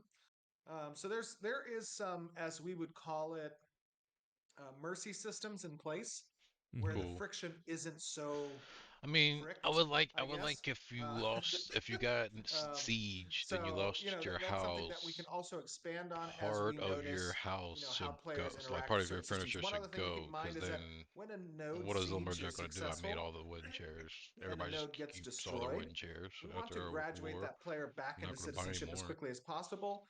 We do so by applying a refugee status to the individual. At least that's intended to come along with our node sieges when they come online and we have node destruction available. That's One why of the I went predicates for the lumberjacking node for destruction system to be furniture, siege available is weapons, that we satisfy caravans. the MVP of our refugee system as well. So that's things like paying for your next number of weeks of dues at the new node, removing the minimum cooldown period for node re-citizenship, providing potentially options where you can participate in the ruined state of the node that you were coming from with certain buffs and or benefits to try to reclaim things at a benefit against the attackers. There are some systems that are really meant to facilitate that. Nice. I actually really like that, and I hadn't thought of Lionhold as being that kind of safe, protected area. Hmm. And to be clear, the reason I keep bringing up Eve Online, we've got a lot of people in the community that are from Eve. Many people from that community are like, I'm used to a social sandbox game. I'm really interested in Ashes. So putting in those types of terminology and asking about those types of systems is going to be really compelling for them. And I played it for years as well. Let's see here. Yeah. Yeah. So Yeah. let's see. With the rest of these node systems, also Nick at Night just gave another $500 Nigga to the Knight Humane got some Society. money. Holy shit. That's a That, lot, dude. that boy got some It's at money. $84,921.70. That is He wild. said, I'm writing this off Thank That's you my very much. taxes. I crazy. got video proof. That is Don't worry And outrageous. how about it many though. days have you guys been doing this now? 19 days, and we're planning to go for the full month. So we're at 84.9% of the goal currently. and we started at the interview at 80. That means that It was we've 82 or 81. acquired like almost 6% he just said, in the last hour. he said Yeah, pretty much. It's like Steven's 4 to worth. 5% in the Steven last said hour, which I'm is worth insane, seeing as that's seven $1,000 per thousand. person through Tiltify and That's through funny. Twitch, and then I gotta go get it and scan it and do the thing. All I right. like Cadju in your chat said that. Cadju said that's like Bezos money right now. Yeah, it is. It's wild, dude. You guys are amazing, and it's for such a cool cause too. So market stalls. We love market stalls. Oh We've yeah, actually market been stalls. liking it Here quite we a lot. What are some of the ideas that you guys have for improving market stalls, improving the marketplace functionality? Because it's very bare bones right now, but we're so happy for the bare bones market stalls. Honestly, it's really nice to have at least that system in the game. Yeah, I like Yeah, it a and lot. that was It's another really good income. MVP version. So there's a lot that needs to be done for market stalls. The team that's responsible for market stalls also has a lot to be done on the resource uh, topics that we've talked about in the past and the artisanship stations we talked about in the Yeah, I past, think because that's that's the all the econ artisanship. engineering and econ design team. So they have some competing priorities. Hmm. Um, so keep that in mind. We want to obviously significantly add to the search functionality of the system so that you can search by material type. We Yes. need to touch up the UX because that was very kind of hastily done and bare bones. We want to have more granular control over the amounts of times and ways that the listings stay up.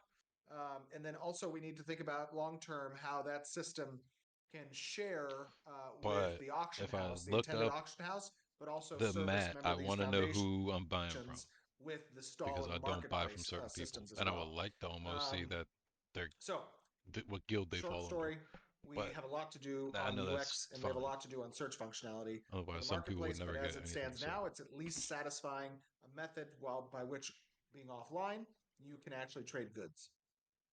That's awesome. But if I I really remember your like that. name, I'm not And buying shit from you. I'm excited to see how economic nodes play out too, because the shared kind of marketplace system between nearby nodes that was planned. I'm really interested in economic nodes a lot for that. I love a good trade empire, trade barons. Absolutely. That is the name of the game, the goal. Also, watch Misfit with the $503 to the Humane Society. We're now at 85.4% of the goal. That is wild. Thank you very much, dude. That is awesome. Pirates or Zergs? We are. We absolutely are. There's a whole lot of us, and the best way to fight us is through attrition, man. There is always a chance to do that. You have small elite teams that are going to take us out because we're too big to turn fast to fight you. That is how it goes. And that's why we have to build small elite teams to move faster than you. But it's very difficult to do at a large scale. Let's go to UI. Are there any plans on making guild tags appear in the party menu? Because a lot of parties, they'll get together. They may find out that someone in their party is actually a person that their alliance is at war with, their guild is at war with, and they go, oh, God, now I got to get out of this party, even though I couldn't see it from far away. Can we have any type of UI ideas for things that are going to change for party regarding that? Yeah, I think long ago, probably almost a couple years now ago, we've talked about whether as part of your guild crest Yeah, system, big this would be overhauls. a small element that lived in the party frame or the raid frame next to the name so that you could more easily delineate via iconography the player members who would share guild with you. Um, I think there are plans to do that in the future. Okay. So at least you can know Do you right guys have off any rip, plans for more okay, chat somebody is functionality, such gilded as with being able me. to right click on a name and There should be invite, no problem going Oh or over my right there click on a God, and name being yes. and in that I party. just whisper, or yeah, literally on Wednesday, I moved these sets of Jira tasks to the front of the systems engineering chat team. So our And then, social engineers. my guy, yes. If I click into citizen chat and I click into the search button in the search bar or the message bar, guess what I should be typing in? Citizen chat. I should not be typing in whisper. I'm looking in the citizen chat. Let me type in citizen chat. If I'm looking in party chat, I should be typing in party chat. And then when I press enter, it's not going to the bar. It's going to the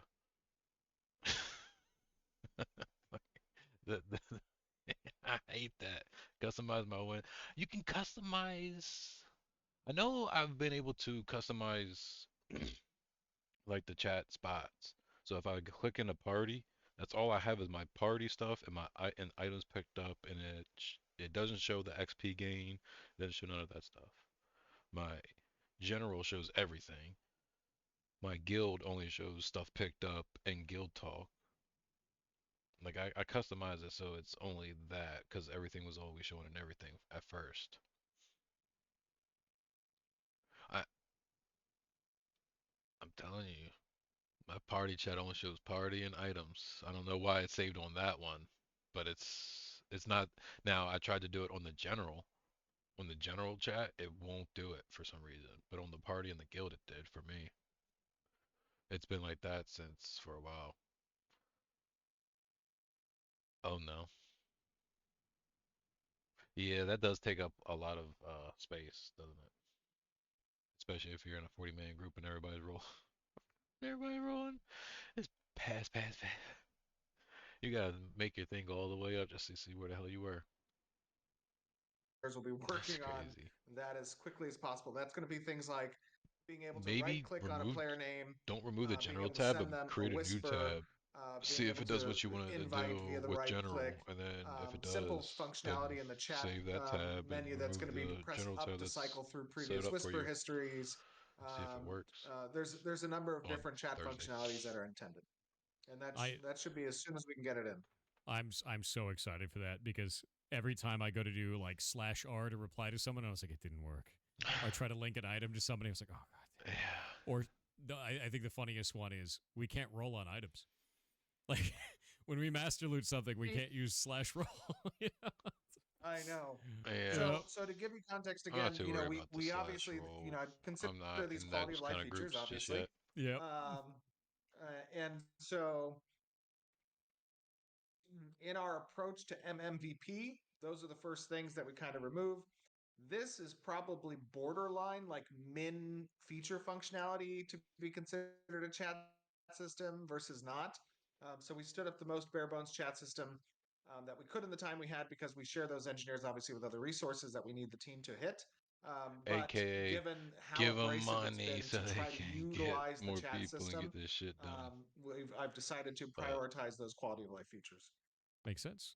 I guess How do it's you feel good about to just keep it where it's at. logistics in game and explaining positioning to other players? Because one of the things that we found that's a very big point of friction is if I need your exact coordinates so we can get there in time to save your caravan, right? A lot of the like we had a thing today where it was like, oh, I'm northwest of Steel Bloom. That that could be anywhere. The map is big. There's a lot of plays there. So what we've been having to do is hit page up, copy the coordinates down really quickly, where you have to manually type them out and then send them to another person. That's kind of weird metagamey feeling.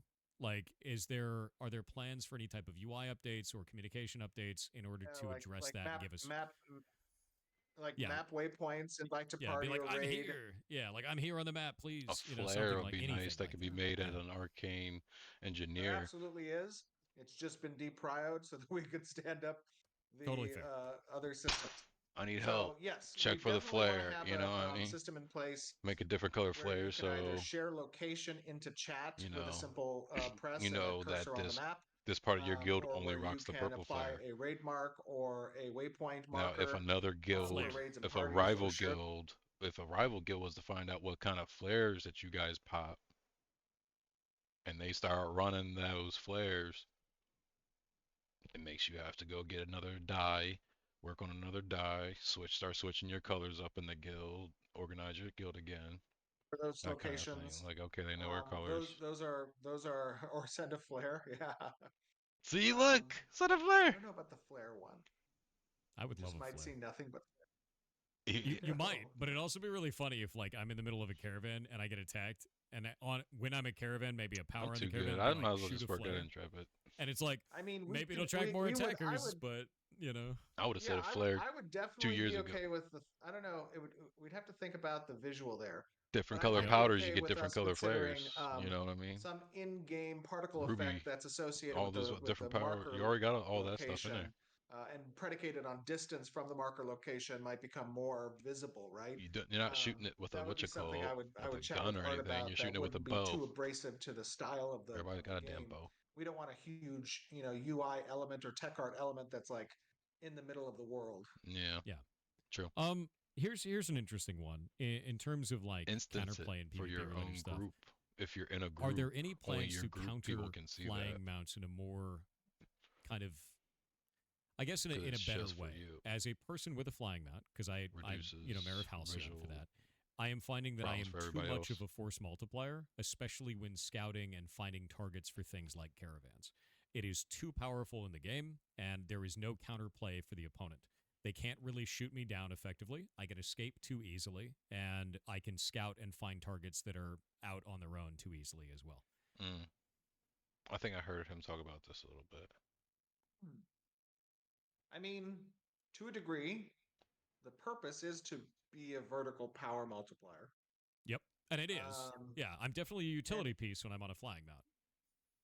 yeah, the reason why it's so restrictive is because that can really only be a modifier up to, at least at the moment, 8 people on the map, Yep. which means the other thing is that it's exacerbated in the power it's providing, given that the map is the So size it yeah, is and not that's what it's intended to be. Um, so the you more add in playable two space there is, more the less of an area biomes of or effect you just have one available to biome, you. True. There's also you're some gonna get tuning, it. perhaps, in the speed of the Mount mount flying mounts ain't gonna be a problem. that I think needs to be done. Flying mounts are only gonna be a problem If we for node really want to mortars. get a little bit more heavy handed with us observing the effect of these force multipliers and trying to infringe or bring that down a bit, we could start talking about area of effect where the flight is capable, being within zones of influence of vassal structures, um, Mm-hmm. essentially. So you can fly around your area, but you're not able to fly around others. There's ways that we can play with that. I would need to see the effect that you're talking about be perhaps a little bit more pronounced within either Mm-hmm. playtest data. Sure. How many successful, caravans are you a part of as a mayor versus average Joe Blow who's not a mayor, so that we can both, Yeah, you know, correlate hard empirical data with the sentiment. Um, but So again, objectively, the system is meant to provide that vertical power.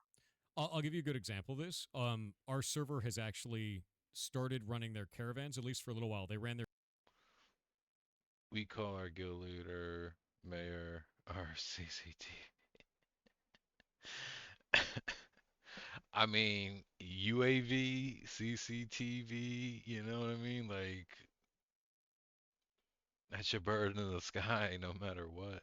their caravan kind of behavior around whether or not I was online on stream or not. Because they knew I was That's flying around hunting and CCTV. killing caravans. So the server started to Wait till the transition rogues come its out. There are gonna be some timeline of CCTVs when do too. we do caravans. Behavior. When yeah, their behavior shifted Yeah. because of my one But flying mount. isn't so? Yeah, So would you say that that is an example of a dynamic world state? I would say that, but I also felt like I was overpowered, if that makes sense. Like Uh, I didn't feel like they had an option to fight Are back, you feeling that and I don't think that overpowered is yeah. because you the have intention. I Well, think there should be I counterplay. think that Yeah. 75 guilds I behind think you? that Nothing really there is is some going to tuning affect there you at the end that of we the haven't day. touched yet. Like I said, You speed is might get one. killed right there, and you The make mounts one getting phone killed call, and there's is another. Yep. 40 I man was raid thinking about how groups mayoral at the mounts end. might You have know, longer death timers. nobody else has Obviously, that bigger feeling. reward, bigger opportunities should have bigger risk. Yep. So that is something to think about as well. That could be a stacking death counter that tracks The over a period Zerg of guild time as might well, not like a be day or two, so that it okay, acts as kind of like a resource throttle but the person at the if top is we always need gonna to be fine, curb the power a bit. There's a lot of different ways that we can whether three balance or the four. system. So the purpose that I would say now, this is good feedback. I would observe this and I would ask the systems team, excuse me, the econ and systems team to correlate with our BI that we utilize for in-game analysis. Perfect. And when we can identify that, then we can perhaps consider some of these solutions. Yeah, I Because love all that. you gotta do I is think really it's really give good. Yeah, glyph I to just wanted to bring it up somebody because I know there's as a there's so much mayor, contention about this, and I was like, okay, fill up everyone their thinks they're pockets, and overpowered, then just but are scout in they? front And of I them went and all played the it, and it was like, time, I'm a little overpowered now. Yeah, and it's just just like when the fire them. server starts shifting its behavior because one guy's got a flying mount that Absolutely. wants the PvP. I was like, that's a bit much, you know. Let's see. Yeah, Nuela Any doesn't want to plans get to into allow a fights. mayor to have deputies or delegates so that updates and changes can still be made while that mayor is offline or otherwise inaccessible? Not until phase three. I wouldn't say that they're delegates. I would say that they are council members that are This not is chosen by the crazy. I heard a little mayor, bit but about that have their this. own progression paths within certain nodes that either have buildings for this, such as a temple that's been upgraded to contain like a archbishop position, depending on the node size. There are systems that need to come online for those to be in place, but they will have separate duties, responsibilities, and privileges to what the mayor has. So there'll be a number of leaders within nodes. So what you're saying is I can't just be a dictator. I got to get the blessing of the church now. Great, fantastic. It means that there's going to be some level of power delegation that is and separation of powers that is I love that. absorbed by different player progression paths. I'm actually really into that. I'm super excited for that. 'Cause right now, it just feels like Let's mayors are see. the most OP people under guild Got a leaders. Like bunch you of could, questions in a but they missed are guild section leaders. You know there. what I mean? Uh, are the And rates some at of those which you guild level leaders are your character streamers. going to be revisited at any point? My guess on this one is it's going to be yes. But currently, players massively outlevel the rate at which crafters are able to level their artisanships. So we get this kind of weird behavior where artisanships, because the server is new, they level pretty slowly. They get capped by node progression. But a combat related player is like, I'm sitting here at level 25 and I got no gear. like, and the only way you can really get gear is you end up getting gear from combat, from fighting humanoids.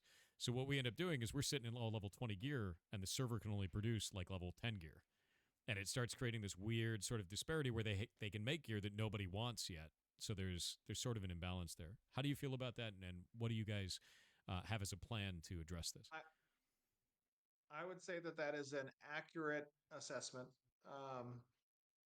within the game currently, and part of the reason why It's I not a would game. say We call it again a test.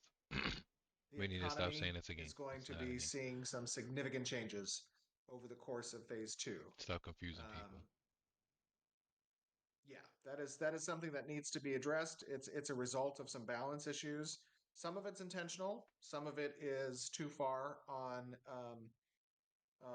the kind of spread there.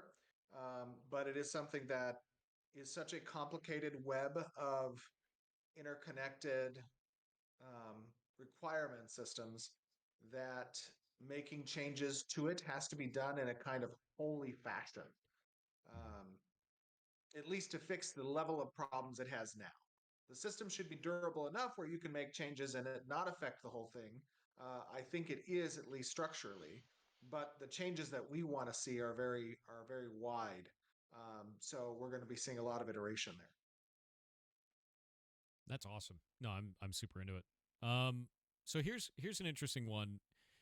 We've been seeing a lot of increase in rubber banding since the start of phase two. Quite a huge amount, both on mounts and off mounts. Sometimes your character will get stuck and just rubber band in place for a while. Sometimes it's at a server worker border. We're wondering, like, if you can elaborate on this. What changed that may have caused this? Are you guys aware of it? Is there an like? Is It's it being addressed? population. Is it? Yeah, Yeah. Yeah, it's just huge amount 100% of people. population. There's just a lot. There's a lot of amount of. I mean, I think we're approaching day 30 from the start of A to phase two, Hmm. and our retention is somewhere in the mid 80s, which for a test is pretty crazy. And so we are just seeing on a daily basis a high number of concurrent users when the game is up, and especially during prime time. You'll probably notice that during did prime you time within the region did y'all hear Steven Sotomayor saying we're fucking degenerates for the game? of the server, you're going to witness a little bit less performant Woo! environment. And that's as a result of those peak users really hitting the upper limits of the server. So um, to answer the question, what's going to solve that or what's going to alleviate it is going to be dynamic gridding being implemented, which is why we have a high focus on getting that stood up as quickly as possible in a bug-free state so that we can promote it up. Um, in the I can't wait. interim, we obviously have I can't wait for our the day networking team and our movement team I also hop off continually I hop off my horse and don't get slingshotted back 3 miles. We're about a year away. I attempting feel like we're gonna get a year to away from that. increase performance and optimize the network to facilitate even higher concurrencies without such visible degradation in performance. Makes sense. We've got 2 minutes of ads. We can chill out for a bit. No, we This is Time. where don't. I like the idea that that's you're that's always secondary. that's a big reason why Performance on its own because I always know that ads I on wait to wiki and get I was our like, yeah. I can't wait to start putting in augments. I'm excited to see like Summoner on its own because I always know that adds like pathing hell for the server. Like, oh, now you got minions. Now it's a player that's like 5 players. It's like it's so rough performance wise. Absolutely. Yeah. At least, excuse me, a lot of MMOs stay away from big pet classes is Yep. because of the additional both client and server performance hits. Oh yeah. No, it makes sense completely. I remember when they started implementing summoner stuff, or like they do summoner stuff inside of Final Fantasy 14, and a lot of the times your pet is like sitting there shooting stuff. You know, it's not like a super run all over the place, do a lot of maneuvers, and get stuck on geometry kind of a thing. And then you look at like World of Warcraft, and 100 pets just go everywhere, man. Just 100 just go absolutely everywhere. everywhere. They run through walls. They pull a billion packs. Like, it's just kind of how it works. Wow. So yeah, summoner or pet classes are always very difficult for that. So the big question that everyone has in their mind is Rogue win. Mm-hmm. Everyone wants to know about the Rogue. Rogue when Everyone wants to know. We're all waiting I for it. there Come on, is Steven. definitely a lot of work being done. I Come on, Steven. started streaming on Twitch. That was one of my New Year's resolutions. And in my last Twitch stream, I think it was the last one, I showed the work that's been done on the dual dagger design, which is part of obviously the Rogue Kit rollout. And Give me um, the rogue, Steven. I know that all the base abilities have been stood up from design. I know that they are going through some animation iterations, and VFX and sound are going through and working on them currently. I believe that the Rogue is likely going to enter into our PTR testing in some fashion on the 28th, along with the Siege testing. I don't see the siege going to. So we're getting close. It will probably How hit can production, you? excuse me, Alpha 2 environment um, by the end of February, I would say, before the end of February. That's awesome. I'm super into that. Rogue. Soon. Soon, Rogue. I can't wait. And I know this is going to happen. I can't wait for the entire server to be rogues. Because that's just like the moment it drops, everyone's I gonna mean, like you, I'm everyone's gonna staying make it a rogue. rogue, and I'm it's just gonna be staying as a rogues ranger. everywhere. You're gonna go to the starting zone. It's gonna be all level 1 rogues, dude. Like I'm doing it. I'm ready. that's gonna happen. That's gonna happen with rogues. It's gonna happen with summoners. Yep. It's gonna happen when the Pyre race comes out. Yep. It's gonna happen. Oh, you said The my shit Kolnar, right like it's there. gonna Every be like time a you see Pirate. yeah. either, Yep. Come on, yeah, baby. I'm rerolling for the absolutely. We saw pirate that with the rogue. Dunir. I'll do a Yep. I'm not reroll for a surprised. pirate rogue. I was actually kind of amazed. Can't wait to have another class that dumps on me. A ranger. No, 1v1. Yeah, being a ranger isn't what it's all cracked up to be. I mean, we're not. I feel like we're not supposed to be the 1v1 people because it's not like we really. But maybe it's just we don't have good gear right now or whatever. I don't know. I just feel like there's too much charge up with a lot of his stuff. With a lot of other people that just be like, boom, just charge up at you. While me, I'm just sitting over here like, mm, mm. Like, come by on. something, and I didn't know this the other day. We are a crucial one spot in an 8-man comp that is necessary, but then it's still too many. Yeah, like unless you the way I see it is you have the ranger group and you set and you make and at the war time it's going to be like, okay, ranger group 1 rangers, I want you to mark this motherfucker, snipe him. And then you got 3 people going doing the snipe, doing the headshot all at one time, and then it's just like kink kink kink gone. Kink kink kink gone. No matter who's getting attacked, because they're just not expecting the ranger group should just melt one person with piercing and then Gear looks different on different wounds races. from the gotta remember wounds from the rogue about to come out are gonna stop all this healing stuff, all this over healing. Like it's really gonna start putting a dent in some people, especially clerics. Clerics are gonna be hard countered all of a sudden. Everybody like nobody can beat a cleric. Level 25 rogue against level 25 cleric. Guess who's gonna win that battle? I can guarantee you. I didn't know that because I had Yeah, the same helmet as yeah, another race, and absolutely. theirs was very like normalized because they're a human, right? And mine was very Yep. bestial, which is really cool, and it was like a hyena Yes. skull with like ears on it. It was like Yes. that is wild Yeah. So because that God, yeah, I've never dude, seen that let me done. By the tell way, you, let me tell you, let me tell you how difficult of a pipeline that was. That was What God. was it? gear looks different on different races. I didn't know that because I Me had Yeah. the either. same helmet as Yeah, another race, and absolutely. theirs was very like normalized because Yeah, I Because didn't know that. from concept, excuse me, from concept to modeling to animation, um, implications. yeah, Uh, that was its own thing. So 100%. And I Huh? think it's really cool. And part of the reason why I I didn't know pushed that. for this design approach was because of some games that I had experienced in the past that I really enjoyed. Obviously, far different beast when it comes to the types of models we're talking about in armor design.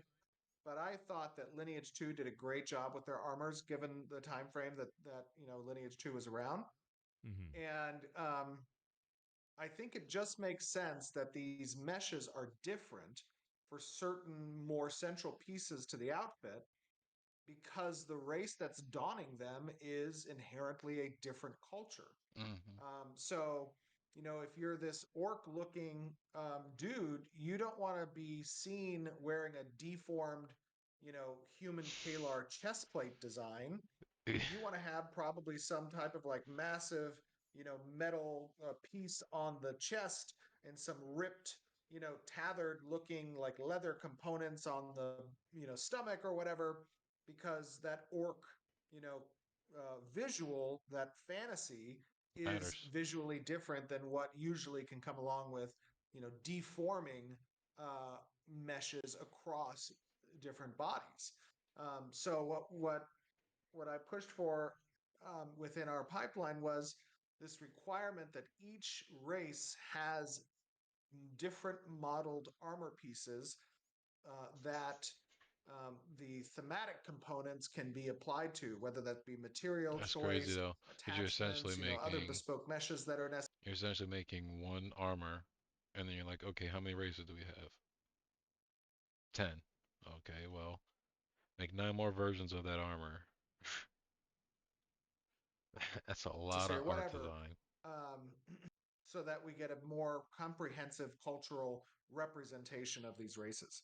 yeah, I love it, and it's one of the things I didn't expect because the cost associated with doing that is immense, and a lot of people don't realize that is Immense. if you want to make a Absolutely. helmet, like if you're wearing it on a vec, the helmet isn't just slightly differently sized, like the same stalker helmet that Right. I'm wearing on my vec on more one of the other races, theirs is very smooth and it's very cut, it's very like made to be aesthetically pleasing, and the vec one is a hyena skull 100%. with ears Gummy, going up out of it. It's a completely different model. So gummy the cost emojis. of that is you have to get an artist to go and build that. You have to get an animator to go and fit it to the new model. Yes. Like you have to Correct. design it in the first place. Like it's not an easy thing to do. And that's why I looked at that and I was like, that's nuts, dude. And what it felt like to me is you guys have started a interesting standard here where the intention is nodes change their models based on the races that are involved in the node. That was a planned feature. Oh my And Yes. armor that you're wearing is changed based on the race that you're playing as well. So you kind of have a style to each of the races, and their environments have a style based on what races live there. And I just Absolutely. think it makes me feel like I have ownership Ace, over get up, that kind of, get, sort of a style. And like when I see other people, I was like, oh, get. that guy's another Vec. Look at him. We're so brutal looking, you know? And I just think it Yes. feels good. Yeah, no, it feels good for the character. And it's one of the things that we do kind of Well like done. in, yeah, I love it. Like, it's one of the things we do in like World of Warcraft Absolutely. for Now that that is you with just transmog, described right? everything you just described is the reason I got pushback about this approach. Would you actually? So, uh, from a Oh, production standpoint, everything you just described is it's a accurate. nightmare. It's a nightmare. It Yeah. it is a nightmare to achieve, but if you achieve it, all the benefits you just talked about is why you take the Mm-hmm. approach. There's another side to this also. That's not just the production of these things, but also the technical overhead and performance concerns that can happen now when you have to have, multiple different sets of textures based off race or a higher vertex count based off of different meshes that are being used, which of course Unreal does very well. But we also had to stand up a unique technology for this outside of the box kind of mesh merging approach for our character models so that from a client rendering perspective, it wasn't as of a performance hit. So there's a whole host of technical constraints and concerns, pipeline production concerns that go along with, not just taking a more standard deformation approach across the races. No, I think it's fantastic. And I think the thing that I'm most interested in is normally to achieve that kind of a feeling. Like I'd want to look like that. You know, I'd go and have to farm a whole bunch of different items and maybe piece them together and things like that. But with this, it's like anything that I put on is going to look interesting based on my race and the heritage for that race, which I think is cool. And I'm interested in kind of exploring that out because I want to play the Nikua once they come out, which is the more like beach dwarves. We call them California dwarves. So I'm Absolutely, excited that's for that. right. The And I kind Cali of want to see what dwarves. the armor sets look like for them now. I want to see what their towns look like for them. Like this adds to a bunch of really interesting exploration where you Bring may out the see a person pirate. in gear and you're like, what is I that? want the pirate That so looks bad. Well, cool and it's yeah, crafted for them, you know? another thing that's you mentioned the Nakua. I think it's the Mm-hmm. Nakua and the Pyre that are Yeah. next up for implementation. I can't remember, but um, the Nakua are the Islander kind of a more Polynesian influenced dwarves, which I Yeah, haven't really ever buddy. We seen definitely done before. re-rolling. I haven't either. I was like, It, beach dwarves, I'm and in, dude. Like, that's I've never seen that. Um, and I just thought it was such a cool representation of this unique cultural perspective to a standard Hopefully kind they of both come out fantasy the same approach. time or That whatever, was really or cool. So, whatever, and so I can also it just re-roll makes sense in our on the expansion into the fresh if they tropics, make it right? fresh. That we're also coinciding the Nakua there. That's awesome. Yeah, and I'm excited for that. We love the tropics. We actually took Halcyon specifically because we wanted to expand into the tropics and like do the PvP stuff in there and actually have fun with it. So like we're right on the border to it and we're ready to go. Excited for when that area becomes available. Mm-hmm. So here's a couple fun ones towards the end, and then we'll take some stuff from chat. But what is your favorite in-game creature currently? Probably the Oculus. That thing is brutal, dude. The moment it looks at you, you're just dead. Yeah, Kills everybody, man. yeah, I That's so love that funny. Oculus. Oh, it's just so good. yeah. I love it when first of all, the sound design is great. Hmm. It just sounds so cute and cuddly, but the thing will murder your entire party. Yeah, Yeah. It, it In it a straight up is does. second, and yes, Yeah, not give two fucks. it's very whimsical, right? yeah, Both in its animation that was done with kind of how it moves and the You kind think, of oh, floatiness. It's very pretty, nice whimsical little, movement, and then couple little that with eyeball thing. the chaotic, teleportation effect. Just plays into that whole character and attitude of yeah, whimsicalness. And hey, at a moment's notice, you're dead. It's like whoop, haha, the ultimate joke. yeah. There's actually there's a I clip really going like the around. Oculus. Yeah, there's a clip going around where we were in a raid and we had had so many failures in the raid throughout the day, and I threw out an orb of lightning, and an ocular got pulled, and I thought it was somebody else in the party. I was like, God damn it! I was so mad. I was like, Who is this? We're gonna find out who did this, and it was me. It was my dumb ass doing it. And I was like, Great, fantastic. I was so pissed. It was like because like you lose Oh so much no. material when half Mhm. your raid goes down when you've been farming for like 4 hours, 5 hours. Yeah, it was an ocular. Literally pulled right as the That is orb landed hilarious. over, the ocular spawned into it, turned and just went That blep, is and half of us died. hilarious. I was like, God damn it, dude. That Damn. is, dude. You got to Oh, You watch got out for those. dot. You got to watch out for those little things. They can yeah. be they can be rough. We were in like I think it was a 16 man, and 8 of us died See, instantly. I don't I think was he like, gives Great. a shit because That's freaking mess, See, dude. that's why it's my people favorite. haven't Oh, It's even very leveled whimsy. up a lot of the yep. stuff yet. Actually, So it's just like actually you probably insane. could beat him So out of that, let's see, if what everybody is had level the 20 gear. your weirdest bug that you've encountered so far that you remember Couple every time you think enchants. I think about bugs? Like, what is the strangest one you guys have found and defeated? The strangest one. Yeah. I am on Vira. I'm on the Vira server. I'm in there with the shits. I'm in my own guild. So I'm in Wormforged Exchange in New Ayla. I've had some really annoying ones. Strangest. Let me think about strangest. Oh, the strangest one would probably I be try to do a whole lot we of had stuff. this event back very early on, like in before Alpha Zero, where we had physics applied to the hair, Oh yeah. Yeah, I was just and running with I was just running with it was on a Warrior ponytail. before servers went down a little bit. Not really before servers went down. A bit before servers went down, and we were in the desert. Yeah, it was pretty And fun. the server I was was just trying to getting get back into the slammed desert, but nobody in wanted to go. and we didn't know why for so long. Got We're like, quiet what on is the going on? server. The physics threat is through the roof, and we're like, what could Ah, be the gotcha. issue? I mean, who doesn't know And we Himmers? didn't know until probably a day after that we were I haven't teleporting seen her players, stream, and and the physics was trying to render the ponytail from the teleport location all the way across the map Oh no. to the teleport endpoint. And so You it's were like just this huge whiplashing this thing. ponytail Oh just my getting god. ripped across the world, um, that's funny. that we didn't notice, and that was a problem. I love that you Yeah, teleport everything but the ponytail. That's the best. so good. That was uh, funky. That was like 7 years ago. That was like 6 years ago. and a crowd favorite, and one we always have to ask: When will you wear wigs? When will I wear wigs? Now, someone showed me after we did our last interview that there is some meme that this is related to Maybe, that I am maybe. I'm unfamiliar with. Um, but yeah, I don't know when I'll wear wigs. Have you worn wigs? Have you worn one? Yes, I've worn wigs. I have worn wigs. Very good, very good. You've been sated now, chat. All right, chat. Do you guys have any other questions? Anybody have anything else you want to ask?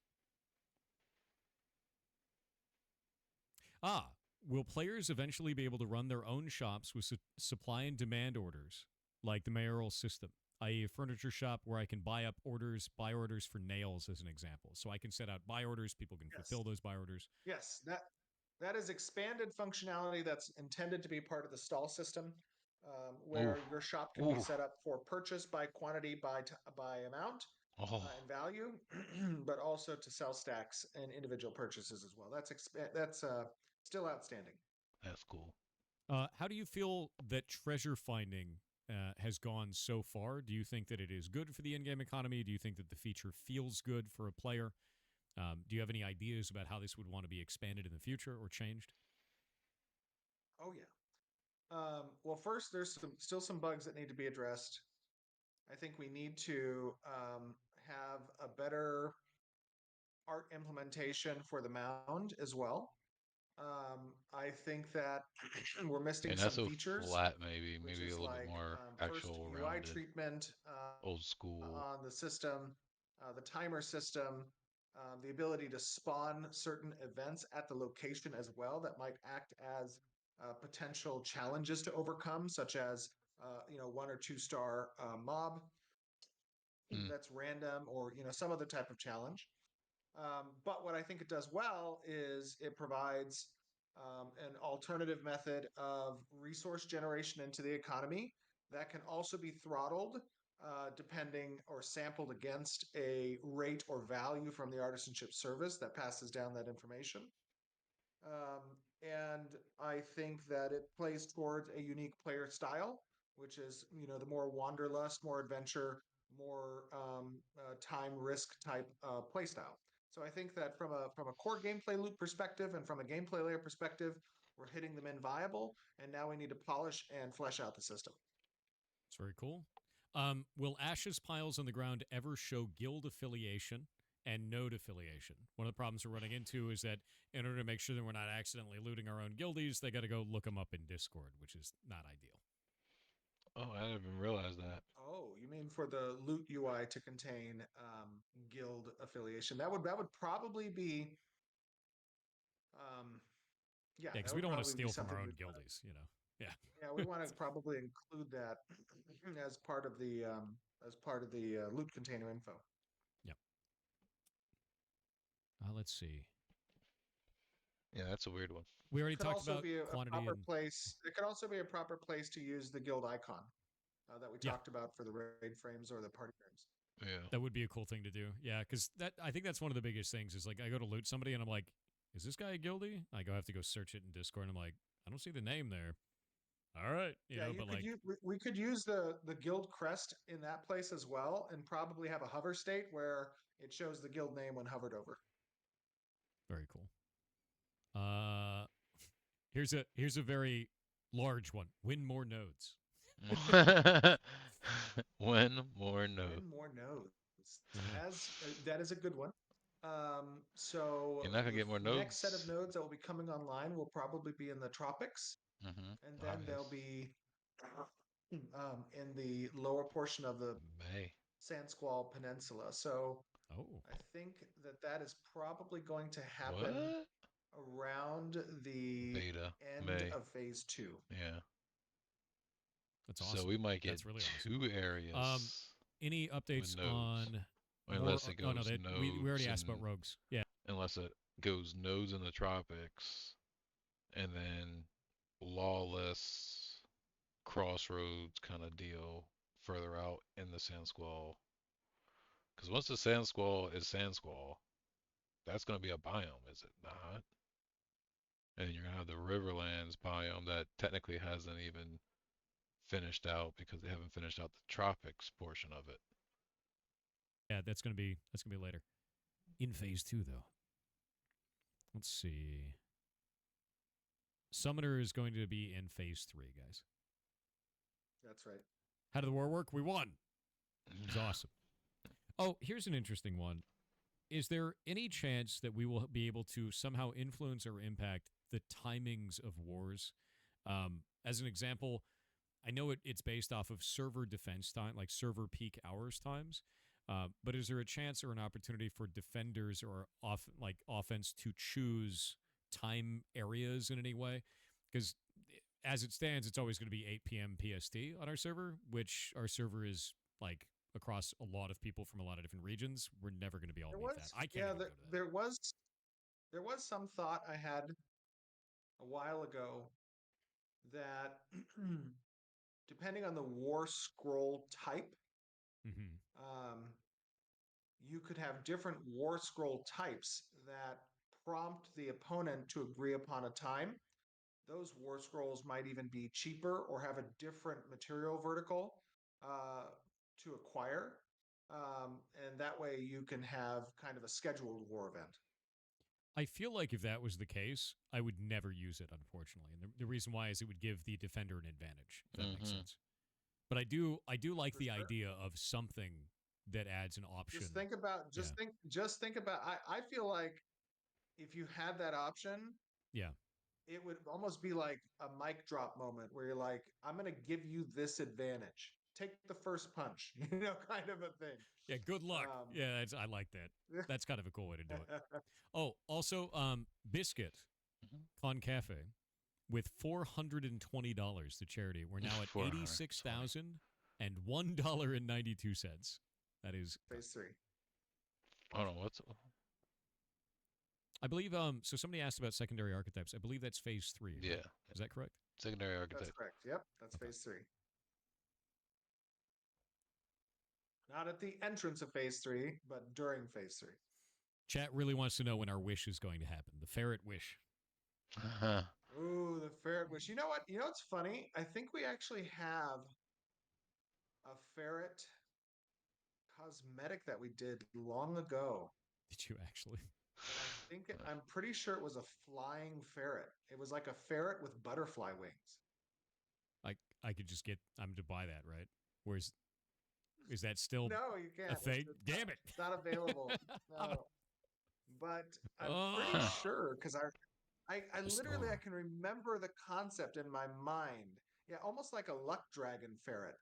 That on the I store. They'll think it buy. was. Look at them. Look at them all. They want them. Look at them. They say take all my money. Look at them. I would buy it. Give us the ferret That is fly. funny. Yeah, exactly. Oh. Thank you for the $50 to charity, Plastic Savior. You're awesome, dude.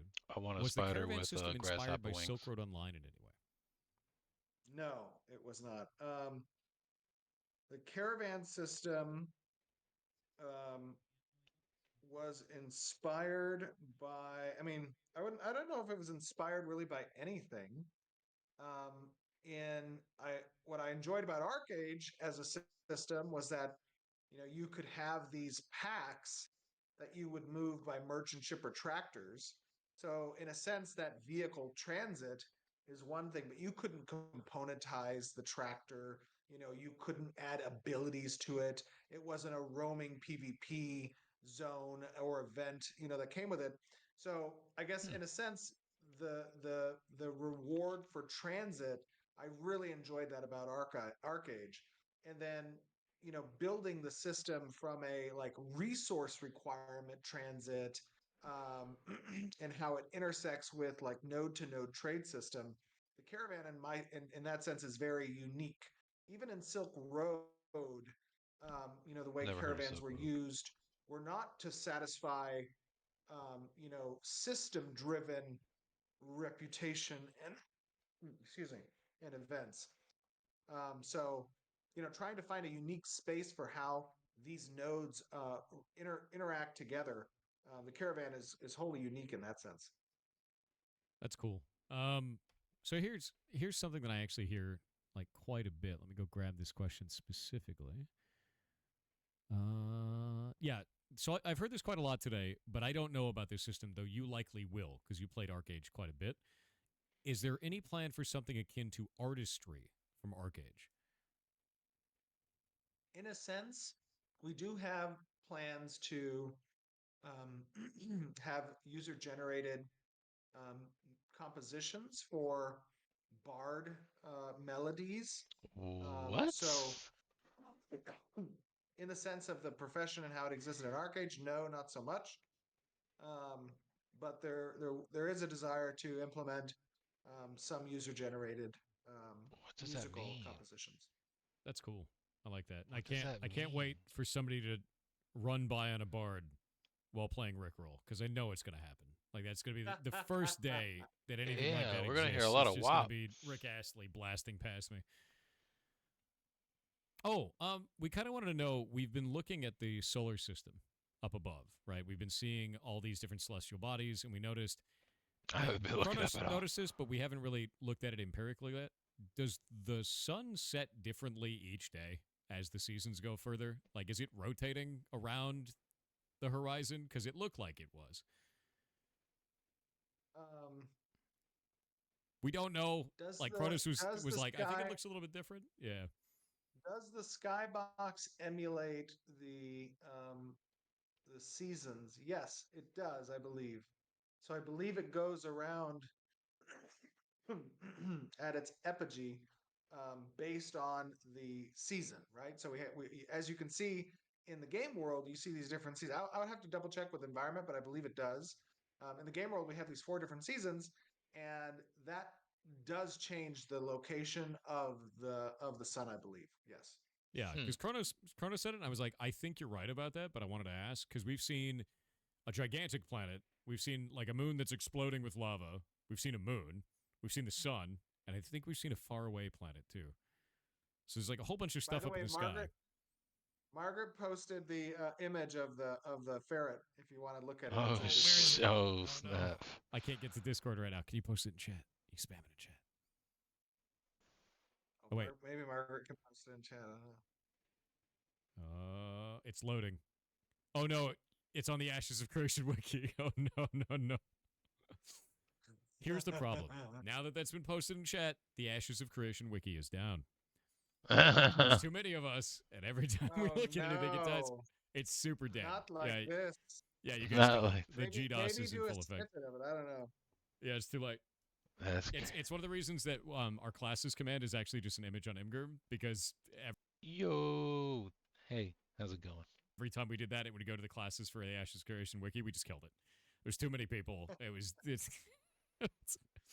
It's very funny. But yeah, no, it's a solid blank screen. So I guess we'll check it out later. That'll be fine. Damn, I wanted to Oh see wait, that. did Cool somebody little put figure. this on Imgur? Kronos did. Oh wow. Okay, that's cool as hell. Hold up. Let me see. It looks like it's stretched Yeah. funny based on this. But I'm gonna grab this. I'm gonna switch this over to here. Look One at Thor moment. doing Odin's work. Come Let on. me put this in front there. Add, and we'll do display capture. Grab this. Put this down here. You gotta do so much just to And get we're this gonna thing. say, is it this one? It is. Whoop. And I'm gonna grab that. We're gonna put it kind of in front over here. That's And crazy. do that There one. it is. Whoop. There you go. That's the weirdest That's looking So that is what thing that looks cool. like. I've Yeah, it's ever freaking awesome seen. looking. And the So that's really leaves on cool. Love the it. tail. I love the Look idea at of its having little like, legs. yeah, it's little tiny feet, and it's got Little all this tiny feet. elemental kind of stuff going through it, like all the fall season through that. The ears as well, Oh, it's The so big ears fall look like leaves. leaves. I Oh, love we that. should move that up in our production. Yeah, Margaret, that'll be remind me sick. on Monday. We should move that up on the character production. They can model that soon. I love the idea of elemental animals and things in the game like that. Do you Yeah, guys that's have cool. any plans to have those change with the seasons as well, or is it kind of locked to a specific element? We have certain NPCs that we've taken through season changes, and Mm-hmm. Yeah, I saw Kieran the Karen. Yeah, I saw the Karen are video. one of them, and That was so are that was the amazing when I saw that. cats. I That think was we've done it with the great. cats and the snow leopards. They changed from like a savanna to a leopard version. Um, so we do have plans, but I think that that is something that probably we won't see until later in phase 3 That's awesome. Yeah, with no, other with other creatures.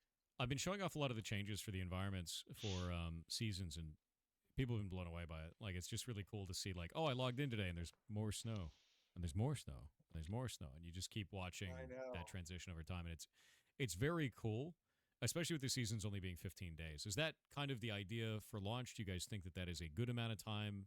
Like right now, is 15 days for a season? Well, the other thing that's not really, or I think it actually is, the seasons. I don't know if they're informing the resource spawners yet, Mm. but the intent there obviously is that seasons also affect growth rates. And so different zones will be at different seasons, and we'll be able to grow different types of crops at different speeds based off of that. So your freehold location is really going to be important Oh, y'all people with the based off of the freehold types of season the that zone can have and gets the covered in speed of those snow things. all the Now, time. as a Poo poo on that, I constant, I guess. think that 15 days is probably within the ballpark of where we want to stay. Yeah, However, there are in-game effects that can change that constant that and based on location, such as certain relics that might I mean, the desert isn't increase the gonna get speed a of transition snow. You know what I from mean? season to season, or permanently set the season of a zone to a certain value. Um, those are things that also play into this sand park philosophy. that makes sense. We've got ads for about 45 seconds. Oh yeah, naval stuff is phase 3, I believe. Hmm. Or was that phase 2? That's Is it right. phase 3? No, Okay. no, no. That's phase three. Have enough finances for it yet and you feel like, "Oh no, I got to buy this now." Just wait. Play, then you're probably not wanting to test. Yep. And right now, right now, this is very much a test, not a game yet. Hey, And hey, part great of, pelt. How's it going? I think that difficult balance sometimes is Oh no. the game feels less like a test at certain times than other times. Um, One moment. phase three, we're going to see a lot of progress towards What are you doing, the Thor? bugs that still exist and the performance of the game. So you lose nothing by just participating as a viewer, giving your feedback on the systems and experiences that you're watching. That you're still able to be a part of the development. And then we don't have a box price when we launch. That's Yeah, something that that no you can box price continue to looks look forward to. nice. Somebody actually sent another image for ferrets on this, and it's this. Oh, that's So we crazy. actually see these two. That's That's the same cool. model, but more. I believe that's the in-game model at that point. Oh, Looks like it. yeah. Oh, that is the in game model. Zoom in Yeah, on that. Did we already model this? This looks like the in-game model, yeah, because you can see the geometry on it there. That looks sick. yeah, that looks pretty good. Little Oh, we feet. did model this. Margaret, we need to get this rigged and animated. You can see the little leaves on the edges of that. It looks That's I really so want neat. to cool. I want to fly around as this guy. I Heck want to yeah. monster coin it, just kind of fly around in the world from branch to branch. That's That's rad. funny. Hell yeah. See, even Yeah. I sometimes forget what we've made already. Yeah, I mean, you've got a massive game. You got a lot of people And you working on got it. a How many developers do you guys have freaking now, by huge the way? game. How big is the I team? think we have a little over. I think we're a little over 230 now, Damn, and that is a lot. we're about to move into our next hiring phase. Ooh, Really? Yes. Well, we've got a pretty massive community, so if you guys are looking for any positions to be filled, let us know. We'll go put it in the job opportunities channel, and I'm sure you will get quite a lot of interest. Quite a yeah, bit. quite a bit. Absolutely. So, intrepidstudios.com is where we kind of are going to be hosting the open positions. If you're an engineer, if you're a tech artist, if you're a designer, um, you know, applying absolutely. We have a great recruitment team that will treat you well through the hiring process and um, through the interview process. It's a difficult spot right now for the industry, but um, there is some silver lining in it for us in the sense that there's a lot of amazing talent that's available right now, and we want to do our part in helping out as best we can because the project is pretty awesome and we're pretty excited about it. That's awesome. Yeah, it's great. Hell yeah. Well, that seems like it's everything. It was lovely having you on to talk. Is there anything else you wanted to tell chat? Nope, just keep doing you chat. The best bug reports, as I said, we're getting from your community. Love it. You're helping to make the game better every day, and we're not going to stop doing our part in delivering bug fixes and content as we move throughout the alpha. And Thor, you keep doing you, buddy. You're doing a great job, I think, Well, thank you helping very to much. educate, helping to create and foster a great community. Oh, you rock. And thank you very much. And you guys keep it up too. It's really cool seeing the throughput being so fast. That's not what I'm used to at all. Usually these kind of changes don't go through this quickly. And you guys are burning through your your roadmap very quickly, which is cool. I still give it two Awesome. years. So rock on. Thank you, Well, guys. I will talk to you later. Still giving it two See you years, around. See you yo. later. That's no problem. Okay.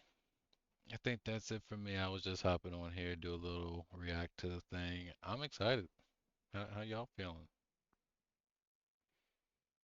I mean, we got confirmation that Rogue comes into PTR in a week with sieges. I don't see how the sieges are gonna come in, but I would like to attack somebody in Vira for not getting lumberjacking up in time.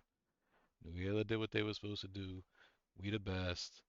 I mean, we gotta start attacking somebody else, telling them to get this shit together. I'm excited. I'm excited about the Rogue. I would like. I mean, when they're gonna bring the tropics in, is a great time to bring in the naval because I'm assuming it can just get tested. It's not really there to do anything but fight each other on the open water around the tropics. But that'd be nice. It'd be interesting. But until then, I'll be back up Thursday when servers come back up. Not when servers come back up, when I get off my day job. So we're looking at Thursday around 5 o'clock. I'll be back up. We'll pull everything that got milled, try to sell that, head back to the desert, get that level, get up to level 19. Probably just stay at the desert, probably for like another level or two, depending. I'm sure if I reach level 21, I could probably just start making my way to Carfin, maybe. Or what's that spot up at the top in Halcyon? I think there's a spot up there that's pretty high level. Yep. Just get up in there and start grinding, grinding, grinding his XP. Till then, I will see y'all later. Thanks for chatting. We got La Loop for the chats. We got Great Pelt for the first time chatter. Thank you. I think La Loop's a first time chatter. I appreciate it. Pretty Ace, always a pleasure. I appreciate it. And I'll see you on Mon- Monday. Look at me. I need to go get something to eat. I'll see you on Thursday. See you in New Orleans. See ya.